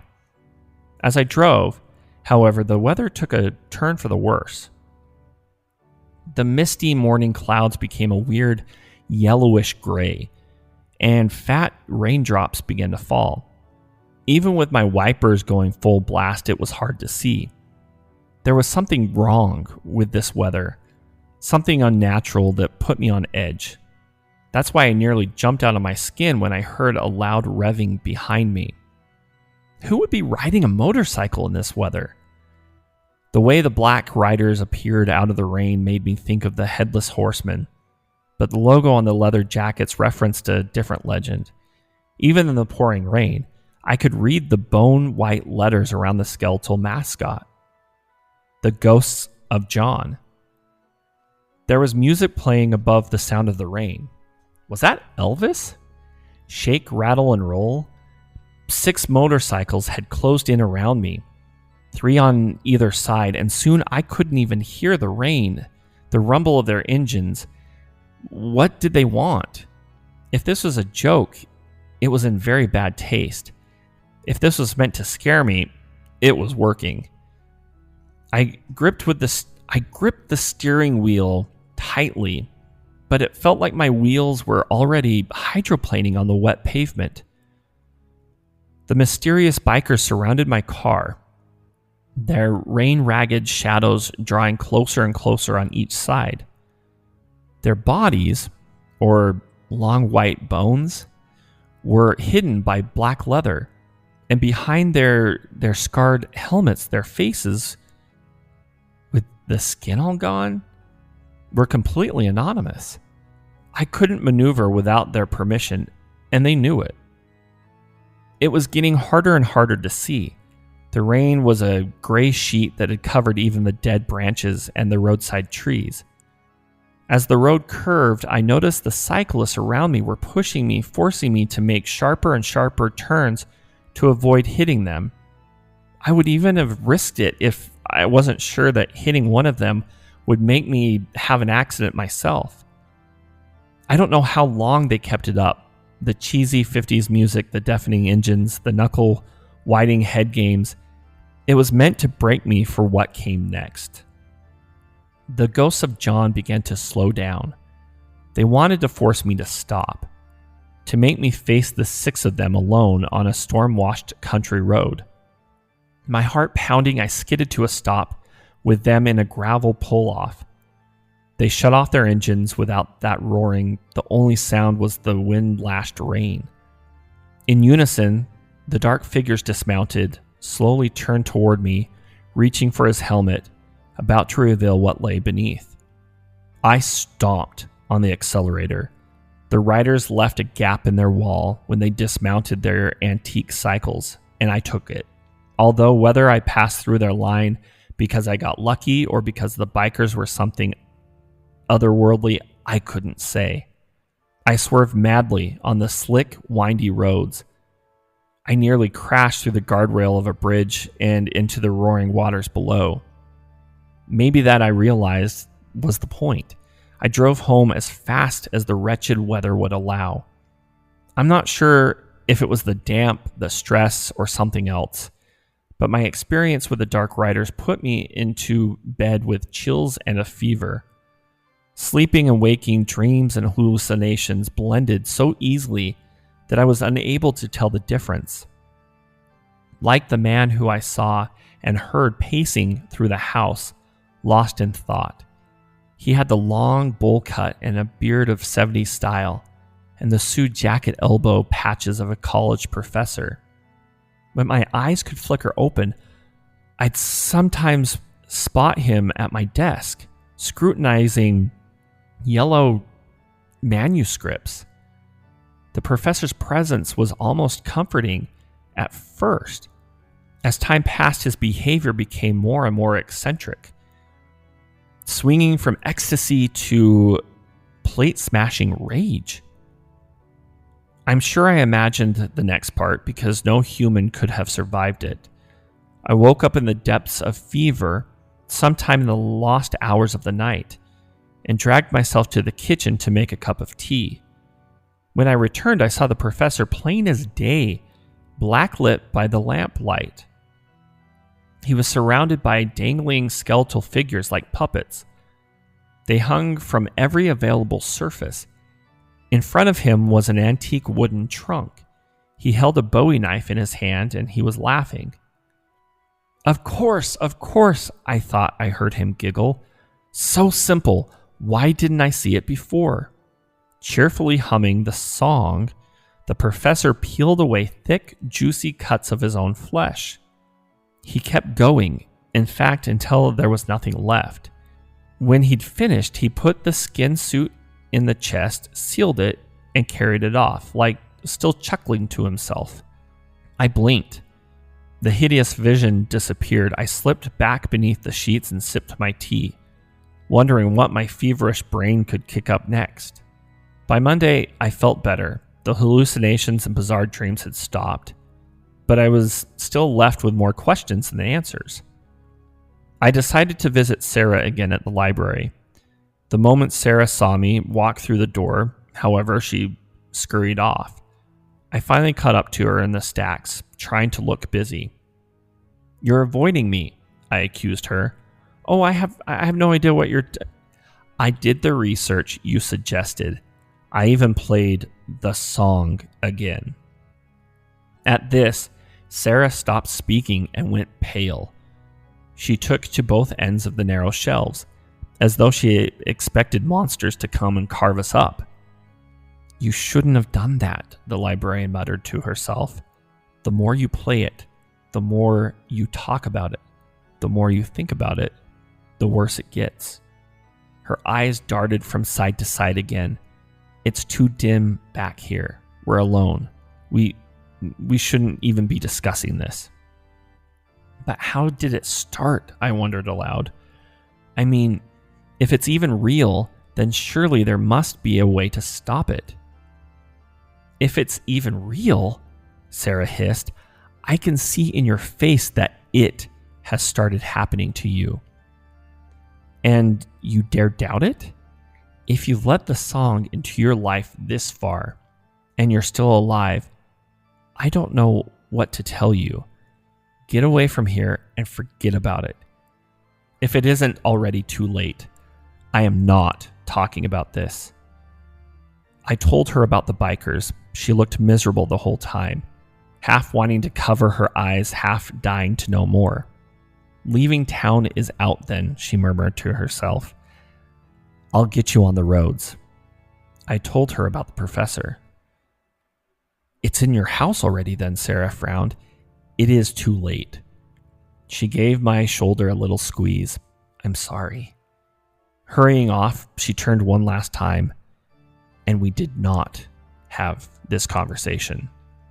I was expected at school the next day, back among my piles of sheet music and childish instruments. I barely remembered where I'd left off, but it didn't take me long to find out. It warmed my heart that the students welcomed me back and even helped me find my place in their lessons. To them, of course, I'd only been out sick. They had no idea of the nightmare I'd been living since I played the song. The older ones waved to me with toothy grins, and the younger ones gave me one of those head-butting hugs that small children seem to specialize in.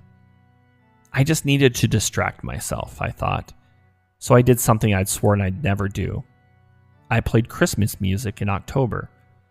The kids were a little shocked, but the change of season did me good. In the classroom, singing Jingle Bells and learning the history of St. Nick, it was easy to pretend that I had never heard of ghosts, hauntings, or Halloween. Outside the school building, however, the late autumn air seemed eager to remind me. Instead of crisp white snowdrifts, dead brown leaves swirled beneath the bare skeletons of the trees. Instead of colorful lights and holly, houses were decorated with fake cobwebs, wooden tombstones, and other remnants of the long hand of death. Instead of ice skaters and carolers, the streets abounded with children in costumes that, for the first time, struck me as grotesque, twisted, and wrong. When trick-or-treaters jumped out from behind hay bales or pumpkin piles, their masked faces frightened me more than their intended targets, who ran away shrieking gleefully. What was fun for them that had become, for me, deadly serious? I realized how much I'd been affected when I looked out the kitchen window a few nights before Halloween. I screamed silently when I saw long, white bones of a skeleton beneath the twisted apple tree in front of the house. It was watching me. I don't know how long I stood staring into the black pits of its eyes, at its hideous bony grin, its dead intensity, but I finally realized what it wasn't moving. With a kitchen knife in my trembling fist, I crept outside to face it. I saw the string. I gave the skeleton a shove. Plastic. I was still laughing at my own pathetic fate when I felt a tug on my elbow made me turn. A child was there. Was it one of my students? "Excuse me, miss," the child rasped. "Can I have some of your skin?" What? I was sure I misunderstood. "Can I have your skin, miss? It sure is chilly with no skin on." That was when I realized that the child wasn't wearing a costume. The thing before me was draped in a simple blanket like a mortuary sheet that was stained red. It was the kind of stain that might come from a small body with all of its flesh flayed off, I thought. There was no eye or mouth holes for a child to breathe through the blood-soaked fabric, and it held only a single tallow candle for light. I backed away slowly. I didn't start running until 4 other identical shapes drifted out of the gloom, candles flickering on their faceless wrappings. Despite their small size and inability to see, they pursued me quickly through the cracked bracken mud and heaps of leaves. They'd come between me and my rented house, and like a panicked animal, I bolted dead ahead and straight into the woods behind my house. Soon, the only light came from the candles held by the 5 child-sized figures that pursued me through the damp and foggy darkness. Tripping and slipping through gnarled roots and rotted logs, I understood with horror that I was being herded. The destination was clear.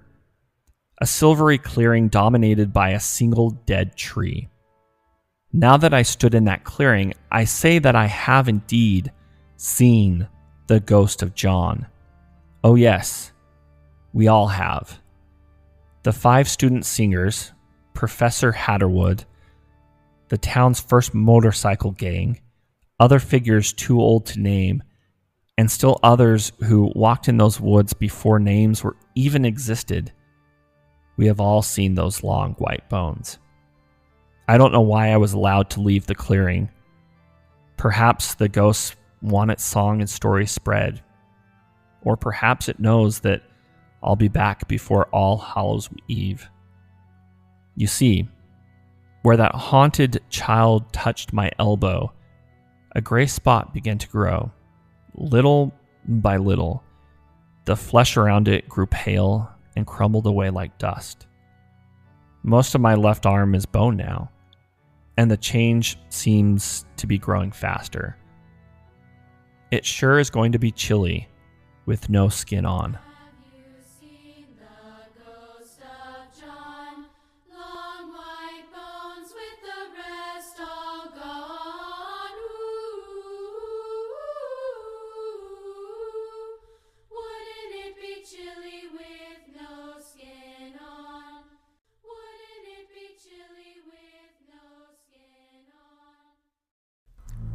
I Should Have Read the Reviews by MaliaGirl1314. My girlfriend moved out 3 weeks ago.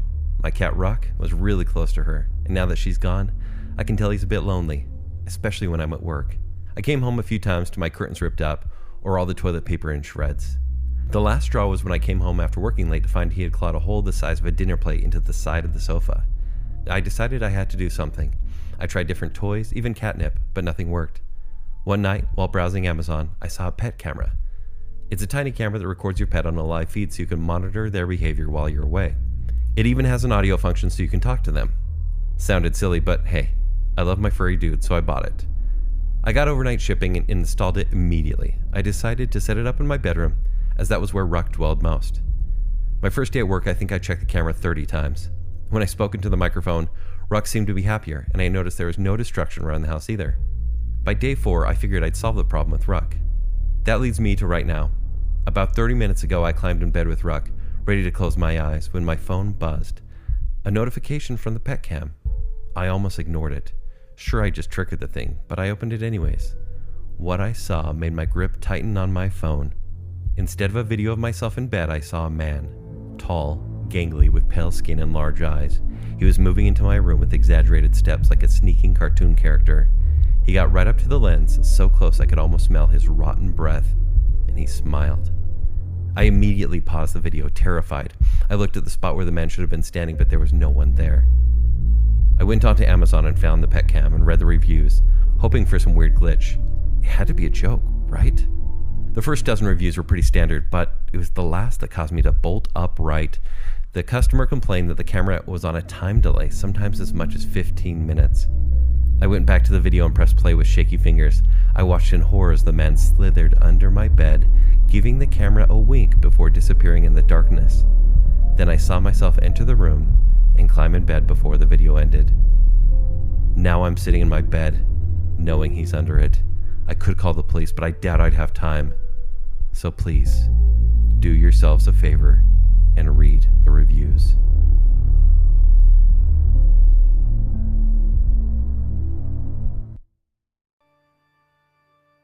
I've had this story for a while, but no one to tell it to. So, I'm going to tell you. This isn't going to be a horror story or one that will need updates because all of this ended about 5 years ago. It's more of a recollection of stuff that happened to me as a kid. The story starts when I was young. I'm still in a crib, and to indicate how young I am, this is when I was first able to memorize things, and where a lot of my first memories come from. So I'm going to assume I was around 3 years old.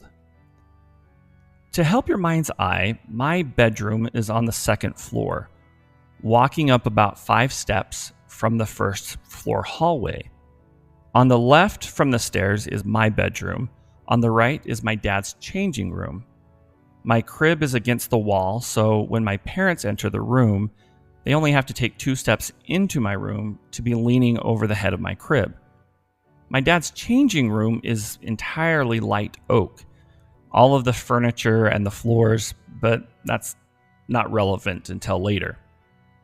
Like any 3-year-old, my parents tried to entertain me with cartoony figures, but we didn't have Yo Gabba Gabba or anything modern like that as a kid. We had the Muppets.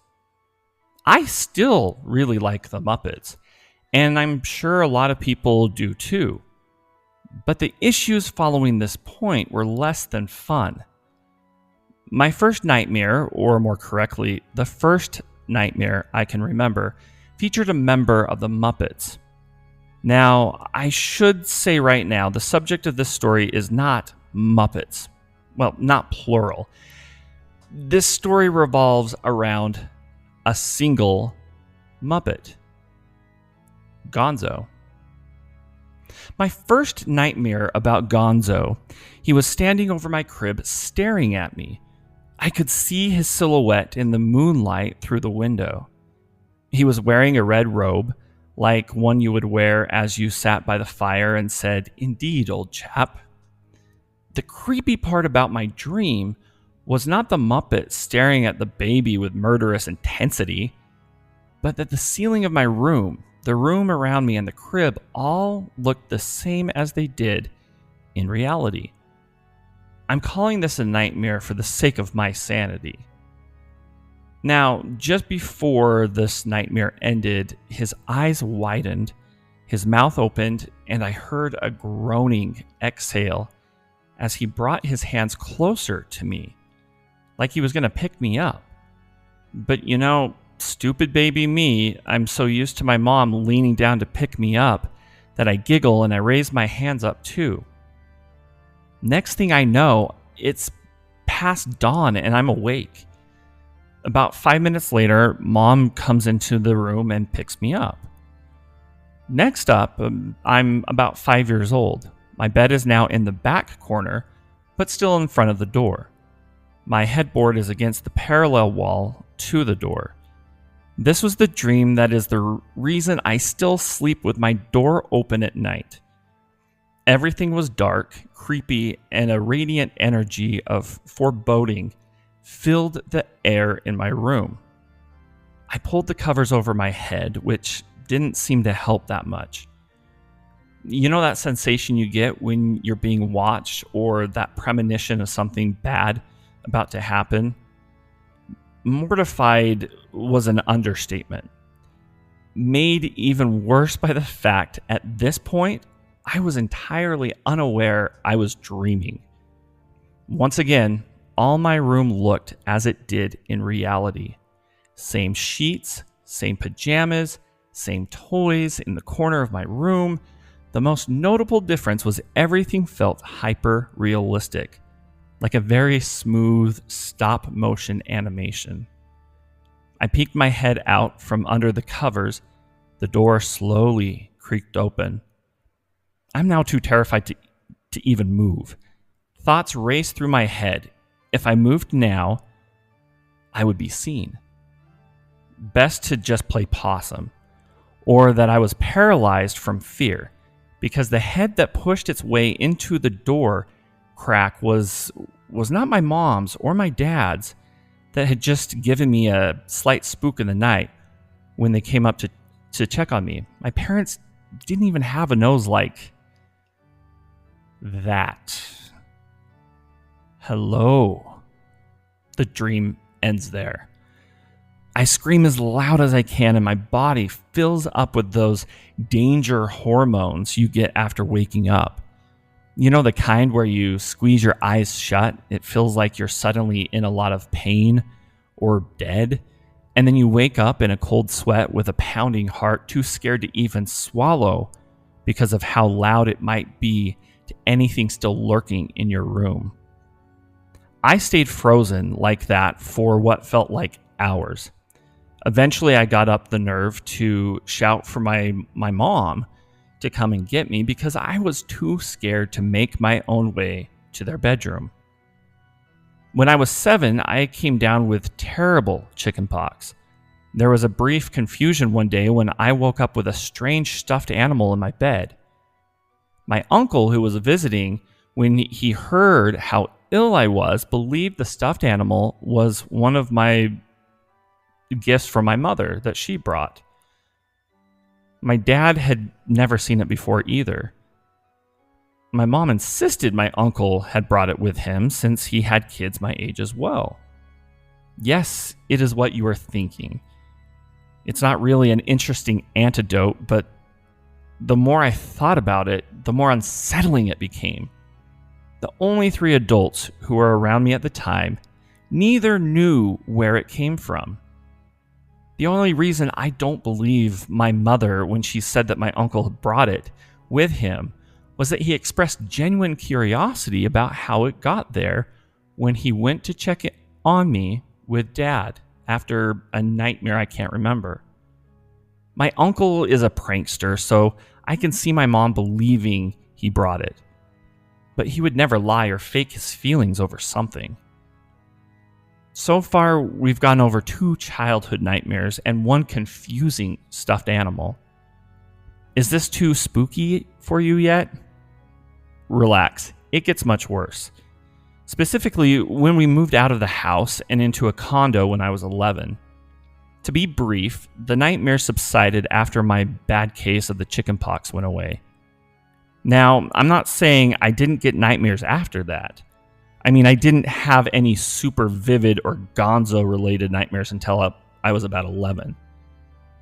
From ages 11 to 15, the nightmares returned like it was the Jedi in Star Wars Episode 6. Guaranteed once per week. And you know how in the dark, if you close your eyes and relax, you can see images on the inside of your eyelids? It was always a silhouette of Gonzo laughing. Even if the dream wasn't related to Gonzo, I'd wake up in a cold sweat and say, "Oh boy, that was a terrifying dream. I wonder what..."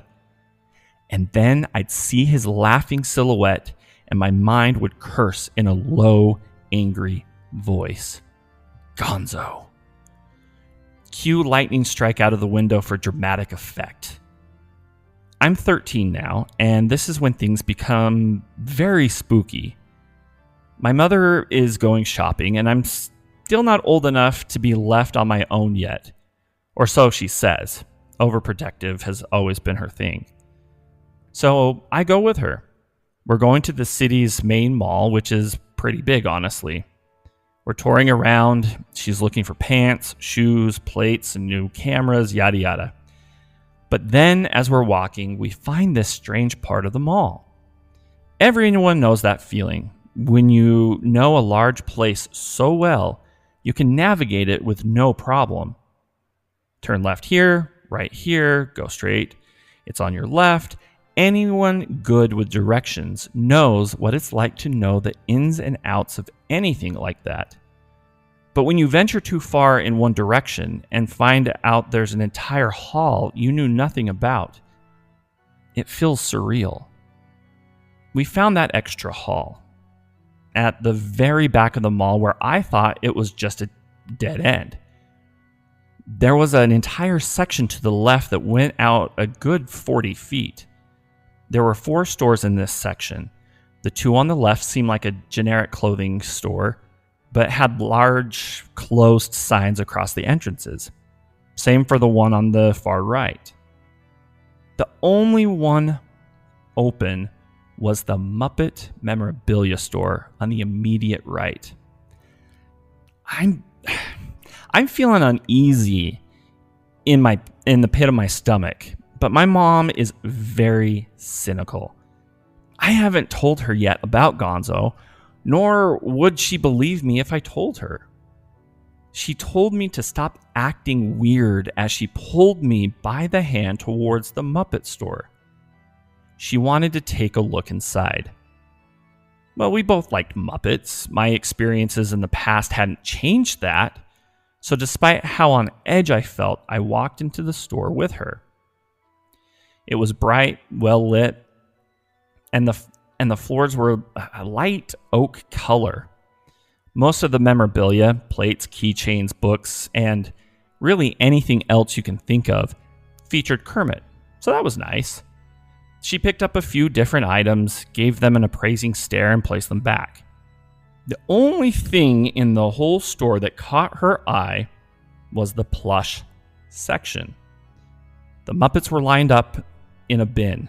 There was a bunch of Kermits, Miss Piggies, animals, even a Beaker and a Bunsen. And yes, there was a single Gonzo. Now, I'd like to clarify. The Gonzo plush from when I had the chicken pox was small, like a Beanie Baby, and it could fit in my hand. These stuffed animals were much bigger. You needed 2 hands to hold these. I try to tell her politely no, but my mom isn't having it. She buys Gonzo and a Kermit to try and compromise. The Kermit doesn't even have anything to do with this story. It's just a stuffed Muppet that I still have, and I actually like it. It's been a few weeks since we bought Gonzo now. Nothing out of the ordinary. Mom is getting used to me heckling the Gonzo doll every time I see it. She's on the couch putting her printed photos in one of those Loblaws photo pouches. She printed out all of her good pictures. She had 2 pouches, and when she placed one on top of the other on the counter by the kitchen, then she turns to me and gives me a speech about how she has to go on an errand and is letting me stay home for the first time since I'm now a teenager. Blah, blah, blah. I nod my head and I say the things that she wants me to say. And she's gone. I'm home alone. What does a teenager do when he's home alone?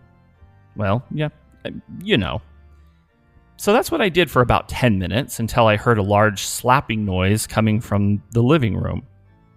I turned off my monitor just in case anyone saw what I was looking at and walked into the living room. Sure enough, the photo pouches Mom had precariously stacked on one another had toppled over. They were now both on the floor with the pictures strewn everywhere. Being a good son, I decided to gather the pictures and place them back into the envelopes. I didn't really care if they weren't in the right order. I'd just explain it to Mom that they fell when she got home. All of the pictures were in the general vicinity of where the pouches fell. Some were under the couch, some were by the dog's dish. One was all the way inside the kitchen.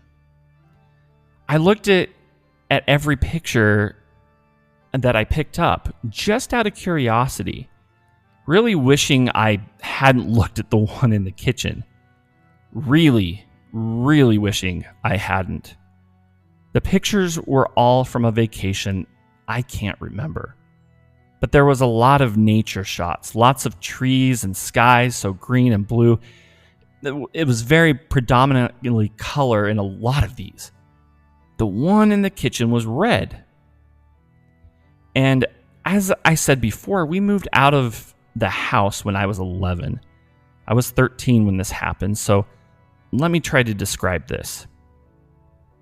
The picture of the house we used to live in, the changing room I mentioned at the very beginning, the one with pale, light oak floors and furniture, except the furniture was arranged slightly different.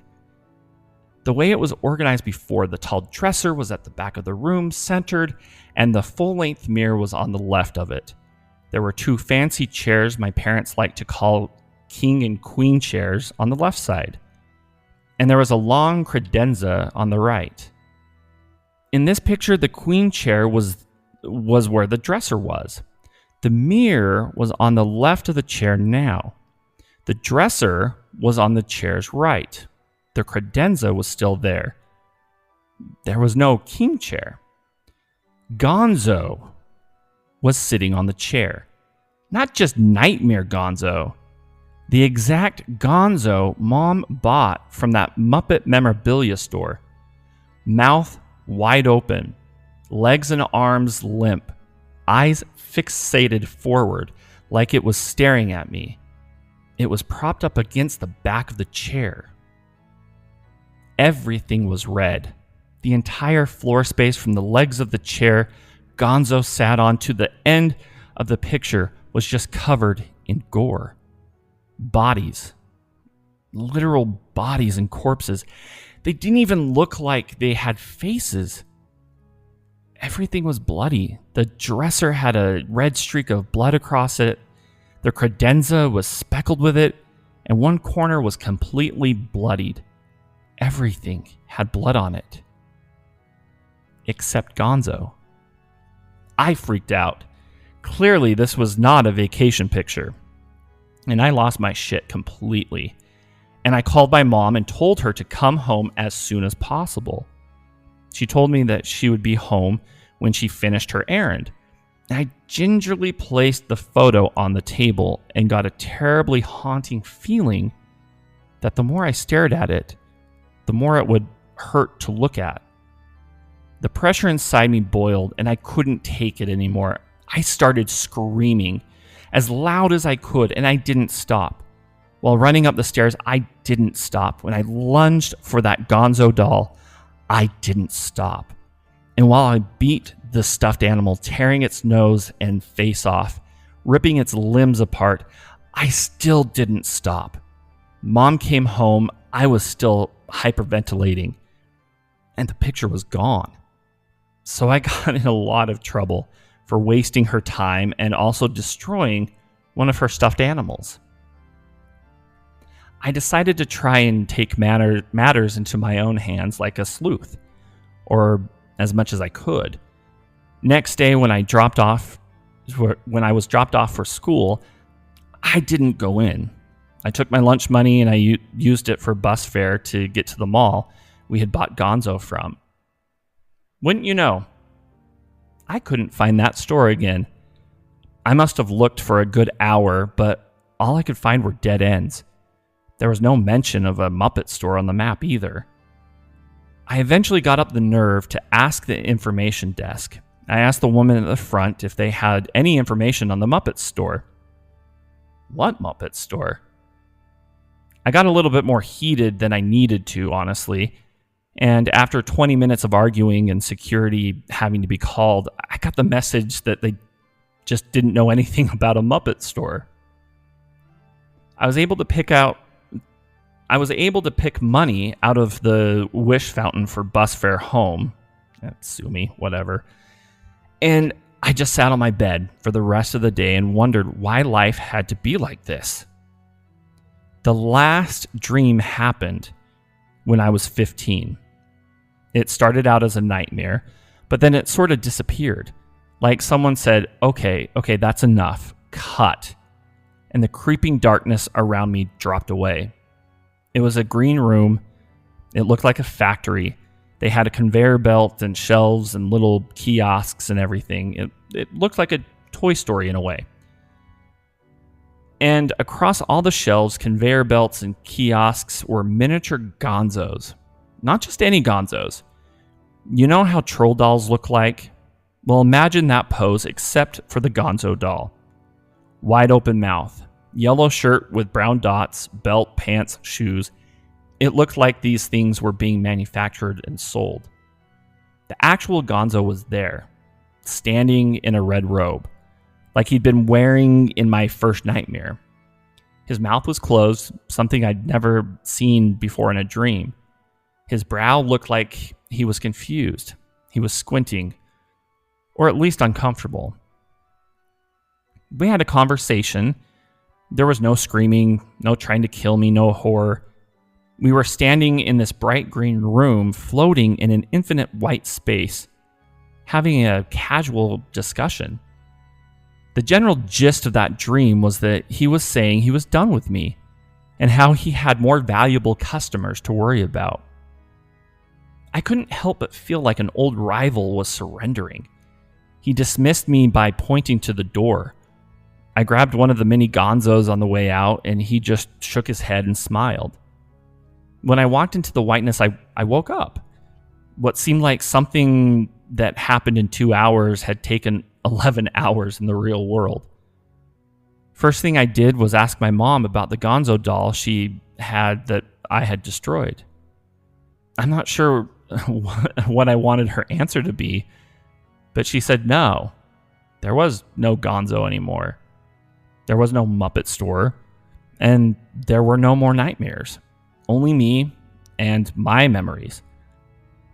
Obviously, Gonzo dolls like that still exist in the world, or what? I wouldn't be able to find a picture of it on the internet. But after I tore apart the one that we had, Mom had thrown it out, and the only thing left of us ever having owned one was our memories. That's all there is to it. I'm now 20 years old, and I haven't had a single nightmare at all since that incident. I can't say it hasn't left me a little scarred. I'm just glad it's over. But I can't help but wonder what he meant by more valuable customers. The blind child. Stabbing. Sylvia pointed a trembling finger at my brother Arthur. Her milky, unseeing eyes gleamed in his direction, and his wife Agnes trembled with indignation from across the table. My husband's face colored as he dropped his fork and dragged our daughter back into her bedroom, scolding her as they went. The rest of the night was awkward, and the pep in our conversation never recovered. 2 weeks later, Agnes was stabbed to death in her office parking lot. An inebriated college student found her, almost vomited all over her, and called the cops. My brother swore that he bore no ill will against my daughter, but I could tell that he was lying. One day, the middle-aged woman who taught my daughter how to read Braille called me. "Ma'am, I don't know what's going on, but your daughter's been whispering electrocution for the past half hour, and it's starting to distract her from her lessons. Could you please talk to her?" I did. Sylvia, in her 9-year-old lack of understanding, told me it was just a cool new word she had learned at school. The death of an electrician made headlines the following week. It was a freak accident involving tangled wires and a bucket of water. Sylvia's teacher's face was blurred for privacy, but her voice was as familiar as anything to me. He was my partner, my soulmate. While my husband was working late, I called Sylvia into the living room. "Honey, is there anything Mommy should know?" She hesitated. "Honey, you know you can talk to me." She denied it once more. "I have no secrets from you, Mommy." My husband walked into the living room with his hair tousled and his eyes distant. Instead of rushing to hug her dad, Sylvia simply turned towards him. "Fire," she said. My heart stopped. Every time Sylvia said something like that, it was the person's partner who died. And of that reason, too. A fire? Was Sylvia merely making predictions, or was she putting a curse on me for snooping in on her business? Why this devil child? I grew paranoid, checked the appliances and the electronics constantly, and cleared the house of any fire hazards. That was my life over the next few days, all while I kept my eyes on Sylvia. Sylvia. I had grown almost hateful towards my own daughter. My husband came home one night, wounded and blackened with soot. While I sat in the living room and Sylvia listened to the radio beside me. "What's the matter?" I asked. He gulped. "One of my colleagues, her house caught fire. She was trapped in, but I managed to escape." That turned the gears in my head. What were you doing in her house? The expression on my husband's face was a sufficient admission of guilt. I opened my mouth to speak. No, to scream. But a smaller voice from beside me looked at me and whispered, "Poisoning."